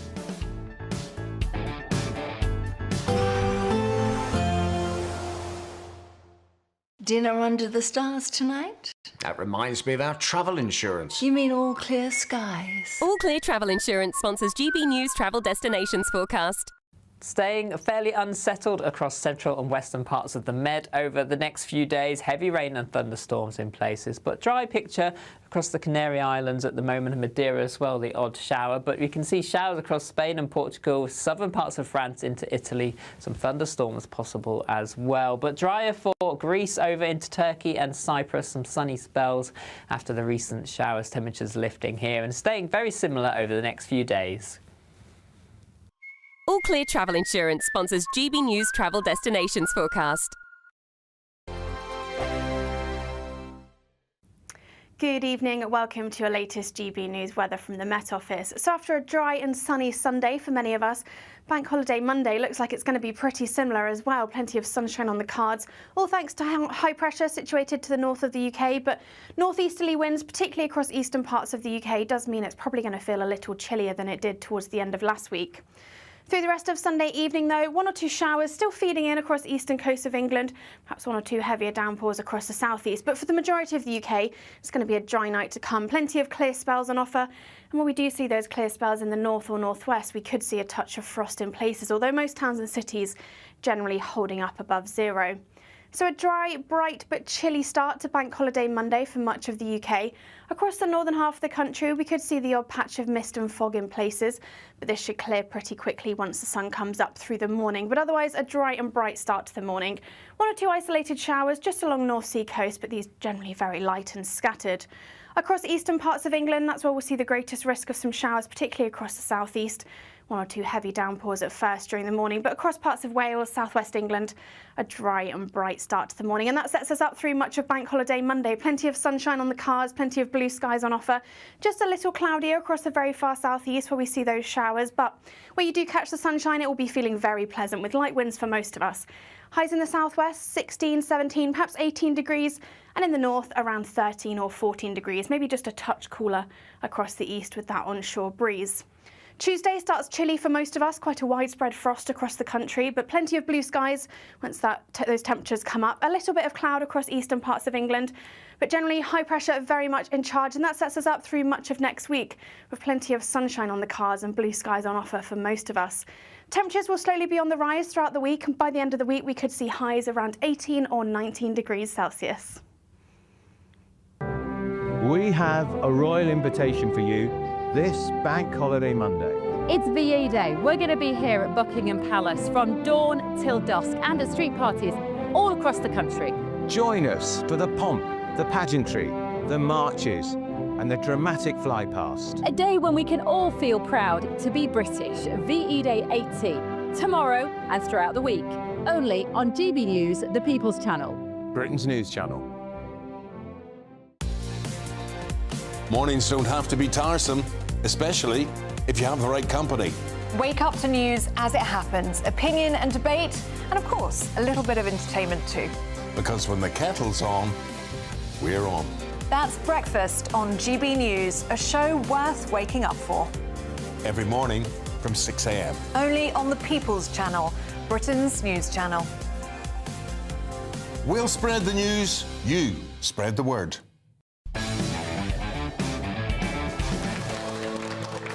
Thank you, Ryan Cherry there. Thank you. Welcome back to Free Speech Nation with me, Josh Howie. Now, I should say the web address for Carol's fundraiser is democracy3.org/no to racial segregation. So that's democracy3.org/no to racial segregation. Also, if you would like to donate some funds to my new glasses, just follow me on X for that. Now, some of you may have noticed it's May the 4th, which means that Star Wars fans have been out celebrating. But another reason for the fans to celebrate is that Episode 3, The Revenge of the Sith, is back in cinemas. The film is experiencing a strong resurgence with its 20th anniversary re-release, grossing over $50 million worldwide and surpassing major milestones at the box office. The film, which initially received mixed reviews, has since developed a dedicated fan base and is on track to potentially join the $1 billion club. But with the failures of the Acolyte series and the recent sequels facing backlash for falling into the trap of ideology over storytelling, are the public relying on returning to older films to get a taste of cinema without the activism? On May the 4th, we ask, did woke kill Star Wars? To give me his opinion, I am now joined by film critic Force Will Jordan, a.k.a. the Critical Drinker. Will, he's there. There he is. How are you? How's it going? Very well, thank you. Very well. Have you been celebrating May the 4th? Oh yeah, I just loving Star Wars these days, as so many other people are. You know, that's just how it's become. But no, it's interesting that you know, Revenge of the Sith is doing so well in cinemas because it reminds people of how Star Wars used to be. You know, even if it wasn't a perfect movie, it was still George Lucas's original vision for Star Wars, and that's something that we're sorely missing these days, sadly. Yeah, because the focus, I guess, is now all of the spin-offs seem to be not what's the best story we can tell, but how can we cram down your throat whatever ideology we want to put into your little brains. Yeah, I think there's 3 major problems that Star Wars has had ever since Disney took over. One was a complete lack of a strategic vision for what the movies were going to be, for what Star Wars was going to be. They've basically admitted now that they pretty much made up the new movies on the fly, and each one was passed over to a different creative. So that's definitely not how you want to run a multi-billion-dollar franchise. Can I tell you a little story, just for a second, just to interrupt you, is a friend of mine worked doing, actually I won't say what he does, but he worked on those movies, and a call went out to the crew saying, has anybody thought of an ending for this film? Genuinely. Whilst they were making the film, they were like, if anybody's got an idea how we can end this, then please get in touch. So that shows you indicative of exactly what you were just saying. That does not surprise me one bit. The other problem is just generally poor quality writing. I think they've hired all the wrong creatives to take part in this, whether it's the TV shows, whether it's the movies. The actual feel of Star Wars is long since gone. Like George Lucas's original vision is just a distant memory. And yeah, as you say, the use of identity politics and the attempt to lecture us about how we should be living our lives today, that is another thing that's been a massive detractor for modern Star Wars. So all of those things together has absolutely killed this franchise, and it's gone from like a true force of pop culture to being a bunch of pretty obscure TV shows on a failing streaming service. That's what they've done to Star Wars. This is going to be studied by future generations for how not to manage a brand. Yeah, well, and in the meantime, they spent billions and billions of dollars doing this. The latest TV series coming out is Andor. I was actually a fan of the first series. I thought it was one of the better things they put out there, certainly since George Lucas left the series. Obviously, we've only seen 1 or now 2 episodes into it. Do you think that there is a chance to save Star Wars at all? There's always a way to come back. I don't think Andor is going to do it, as much as I think it is actually a really good show. It's more like a very interesting political thriller with sci-fi elements that just so happens to have the Star Wars name attached to it.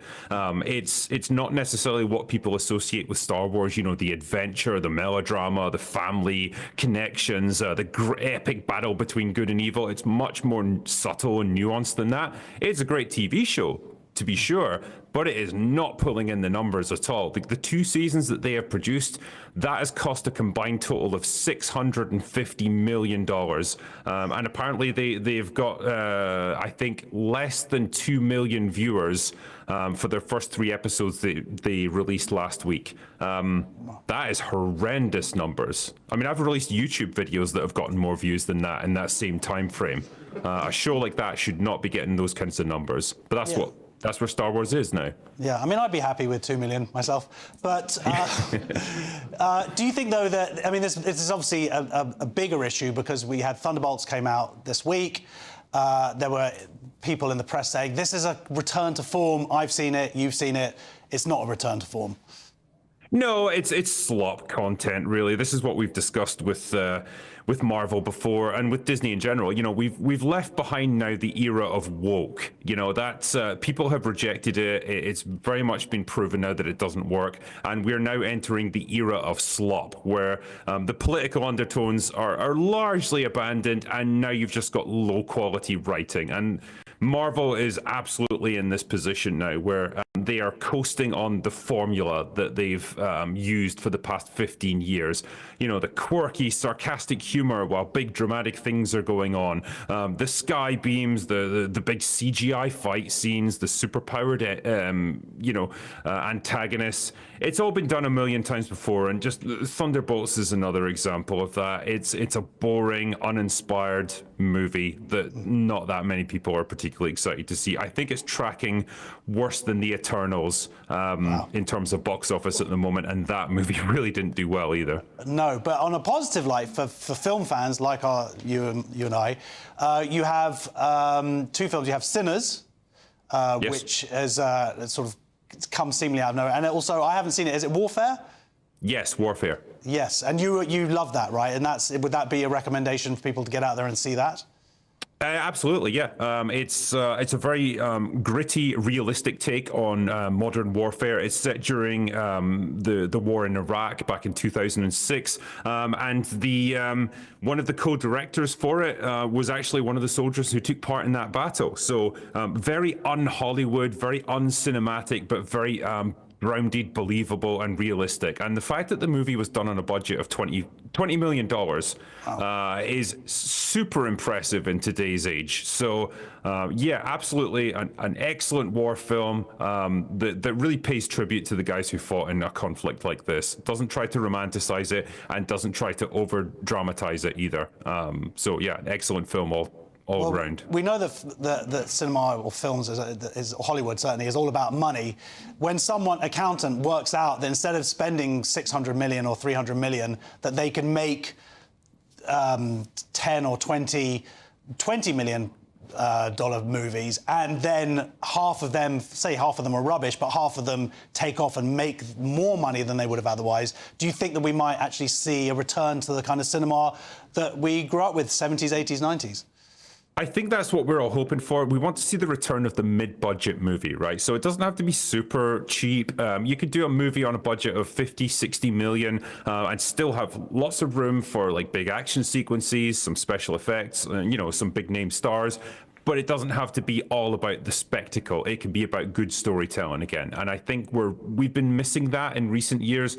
Partly because of things like the Marvel, Star Wars, the big franchises, the Jurassic World movies that they trot out every couple of years, and up until recently they have made bank. They've made billions of dollars, but people are starting to get tired of that and they want to return to actual good quality storytelling in cinema. And hopefully we're going to get that again because we are well overdue it.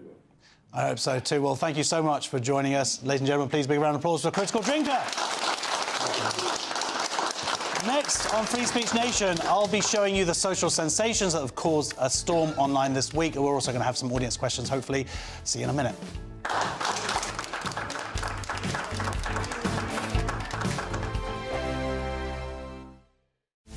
This is Britain's Newsroom, where your voice matters. It's just astonishing. With expert analysis and honest opinion, we don't just keep you informed. We bring you unique perspectives you won't see anywhere else. Can't argue with any of that. When the news happens, it happens here. On Britain's Newsroom, weekdays from 9:30 a.m. Only on GB News. GB News Breakfast. Every day from 6 a.m. The great thing is that this is going to be the perfect summer to stay in the UK. A couple of reasons for that.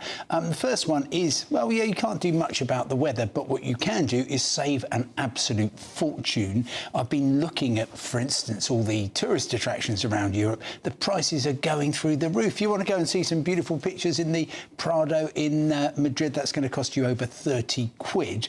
And yet, here in the UK, all our big cultural attractions are free. And furthermore, you will be doing the country a favour because the best thing you can possibly do is spend money here, create jobs, pay taxes, and make things just a little bit better than they are now. So, Joe, does that convince you to take a staycation this year? Well, my staycation will be here in Tenerife, for sure. I want the guaranteed sunshine, and I want the cleaner air. And the cheap places to eat. I mean, Simon was talking about the costs, but in Tenerife, you go into the mountains and the hillside areas, you can still get a 3-course meal for under 20 euros, very good quality. There's arguments, obviously, for both sides, but I think for most people, it's just that guaranteed dose of sunshine that people are looking for. Yeah, I mean, it's very hard to get away from that, Simon, isn't it? That we do want the weather. Yeah, but we just got to recalibrate, honestly. And tell you what, there's going to be an awful lot of people who are going to be travelling to Tenerife, other places, particularly around the Mediterranean, this coming Easter, because they've literally been scorched over the past couple of years in July and in particular August. Very, very high temperatures. Brits have had enough of too much sunshine. GB News, the People's Channel. Headliners on GB News 11 p.m. every night. It's got 3 top comedians going through the next day's newspapers so you don't have to read them, which is great. It's a good point. He's lying. Maybe he's not lying. That's Headliners, every night from 11 p.m. and 5 a.m. as well on GB News, Britain's news channel. I'm Christopher Hope. From pop stars to politicians, I'll interview anybody in a pub who's got a political opinion. Join me every Friday on Spotify, Apple Podcasts, YouTube or gbnews.com, or wherever you get your podcasts. This is GB News, the People's Channel.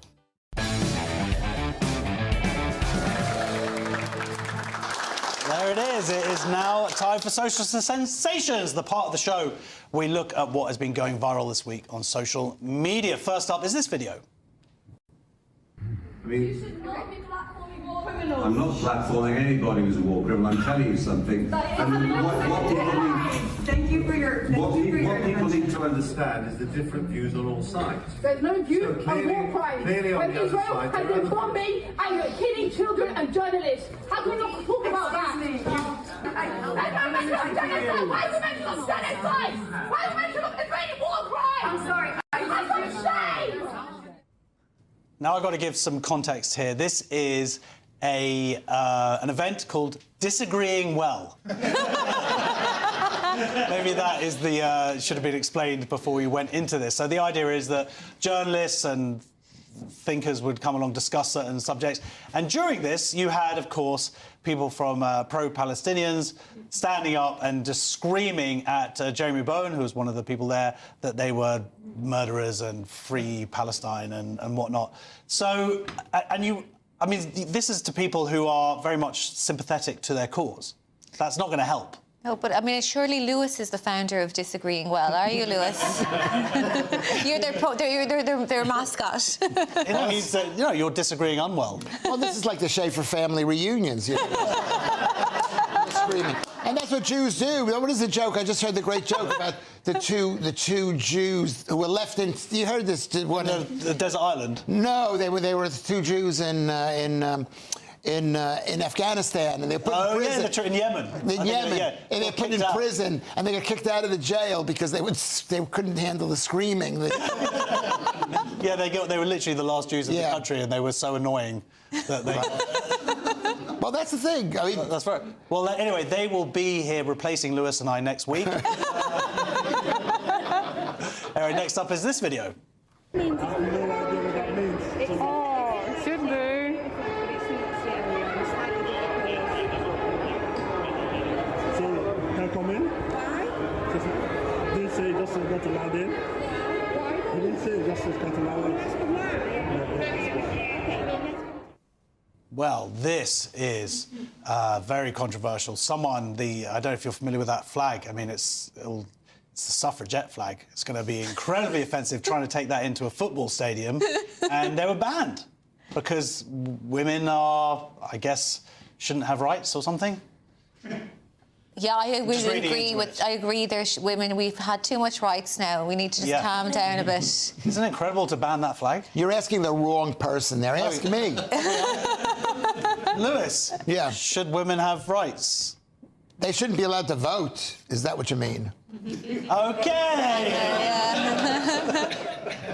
What do you think about this displaying? I mean, you could argue, and maybe they would. Was it brought in a peaceful way? Yeah. The answer is no. It was brought in a peaceful way. Who's going to wave a suffragette flag? Is that really a suffragette flag? Yeah. You're going to think that we need more suffragettism, whatever that means. Well, it's become a symbol of gender-critical women, and this is how they would show that. I guess they were going there to show the FA that, well done for. But didn't they ban lots of other flags at the at Eurovision? At Eurovision too. They just don't want to see it. We don't want to be in our faces. That they let women go out in this world is too much. And then they actually have to wave a flag and say, "Look, we're women. We're here. We know you're here already. We can see you. It bothers us." Okay, so Lewis there, big fan of the suffragette movement. We've actually got a question now from a visitor from Vancouver, right? From Canada. Yes, Travis, please. Hi. So were people in the UK generally surprised to see Mark Carney win in our recent federal election? Yeah, I was pretty surprised because you just assumed there would seem to be this movement. Obviously, Trump won by quite a lot, and I believe that he was ahead by 20 points or something, just even 2 months ago. So were you surprised about this at all? I think everybody was, yeah. And I think that Trump had a big impact on that outcome, for sure. Yeah. And is that why you're here, like, seeking asylum? Political asylum, yes.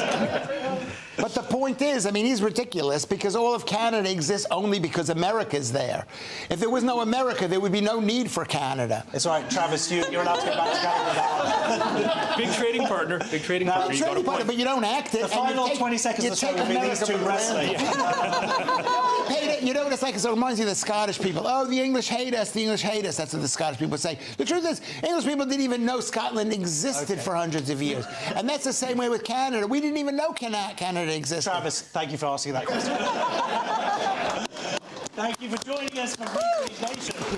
This was the week when Jews were excluded from another event. Donating to a charity helped starving children, African children, was labelled racist, and the Star Wars empire really did strike back. Thank you very much to my panel, Aideen McQueen and Lewis Schaefer, and to all of my brilliant guests this evening. And if you want to join us live in the studio, be part of our wonderful audience, you can. Just please go to www.sroaudiences.com. Stay tuned for the brilliant Ben Leo tonight. That's next. Don't forget, Headliners every night at 11 p.m. And we will see you next week. This has been Free Speech Nation. Goodbye. Thank you.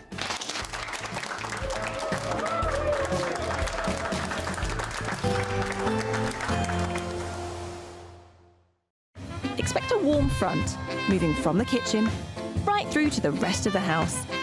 Boxed Boilers, sponsors of weather on GB News.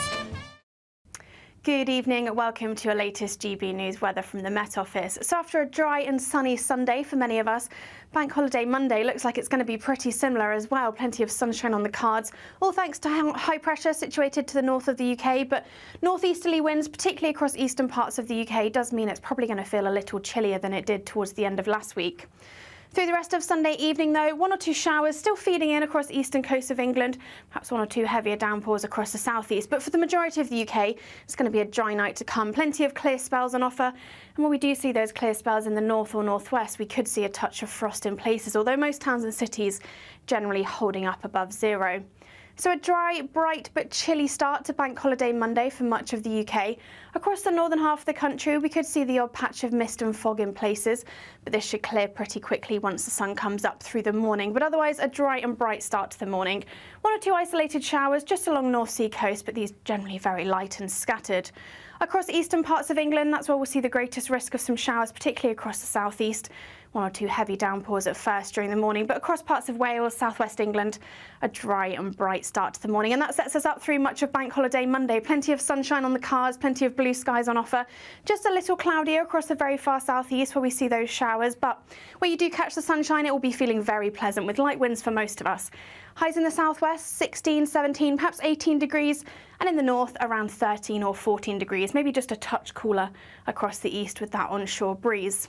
Tuesday starts chilly for most of us, quite a widespread frost across the country, but plenty of blue skies once those temperatures come up. A little bit of cloud across eastern parts of England, but generally high pressure very much in charge, and that sets us up through much of next week with plenty of sunshine on the cards and blue skies on offer for most of us. Temperatures will slowly be on the rise throughout the week, and by the end of the week we could see highs around 18 or 19 degrees Celsius. Expect a warm front, moving from the kitchen right through to the rest of the house. Boxed Boilers, sponsors of weather on GB News. You could be the next big winner on the road in this brand new Alnag Baron 560 motorhome, courtesy of Marquis Leisure. Imagine the fun you could have in this luxurious home from home worth over £67,000. We'll also give you £5,000 in tax-free cash to make your next getaway a great one. And it could be all yours. For another chance to win the lot, text WIN to 63225. One entry costs £2.50 plus one standard network rate message. Or text bonus to 63225. 5 entries cost £5 plus one standard network rate message. Go to gbnews.com/win. Entries start at £2.50. Call 0903 686 3232. Calls cost £2.50 plus your network access charge. Or post your name and number to GB13 PO Box 8690 Derby DE1 9TT. UK only. Entrance must be 18 or over. Lines close at 4 p.m. on the 6th of June. Please check the closing time if listening or watching on demand. We have a royal invitation for you this Bank Holiday Monday. It's VE Day. We're going to be here at Buckingham Palace from dawn till dusk and at street parties all across the country. Join us for the pomp, the pageantry, the marches, and the dramatic fly past. A day when we can all feel proud to be British. VE Day 80. Tomorrow and throughout the week. Only on GB News, the People's Channel. Britain's news channel. This is Britain's Newsroom, where your voice matters. It's just astonishing. With expert analysis and honest opinion, we don't just keep you informed. We bring you unique perspectives you won't see anywhere else. Can't argue with any of that. When the news happens, it happens here. On Britain's Newsroom, weekdays from 9:30 a.m. Only on GB News. The royal family is an enduring symbol of tradition, unity and pride for Britain. At GB News, we celebrate what makes this country great. In our new Royal Newsletter series, you can join me, Cameron Walker, for Inside the Palace, an exclusive look every week that takes you beyond the gates and brings you the very latest from those at the heart of the monarchy. Never miss a royal moment again. Sign up now. Go to gbnews.com/royal newsletter and get the latest straight to your inbox. We're proud to be GB News, the People's Channel. And as you know, we always love to hear your views. Now, there's a new way of getting in touch with us at gbnews.com/your say. By commenting, you can be part of a live conversation and join our GB News community. You can even talk to me, Bev Turner, or any of the members of the GB News family. In the GB Newsroom, we bring you the news as it happens. With our team of dedicated journalists across the UK, we're ready to keep you up to date with what's happening every half an hour, every single day. Bulletins here on GB News, the People's Channel, Britain's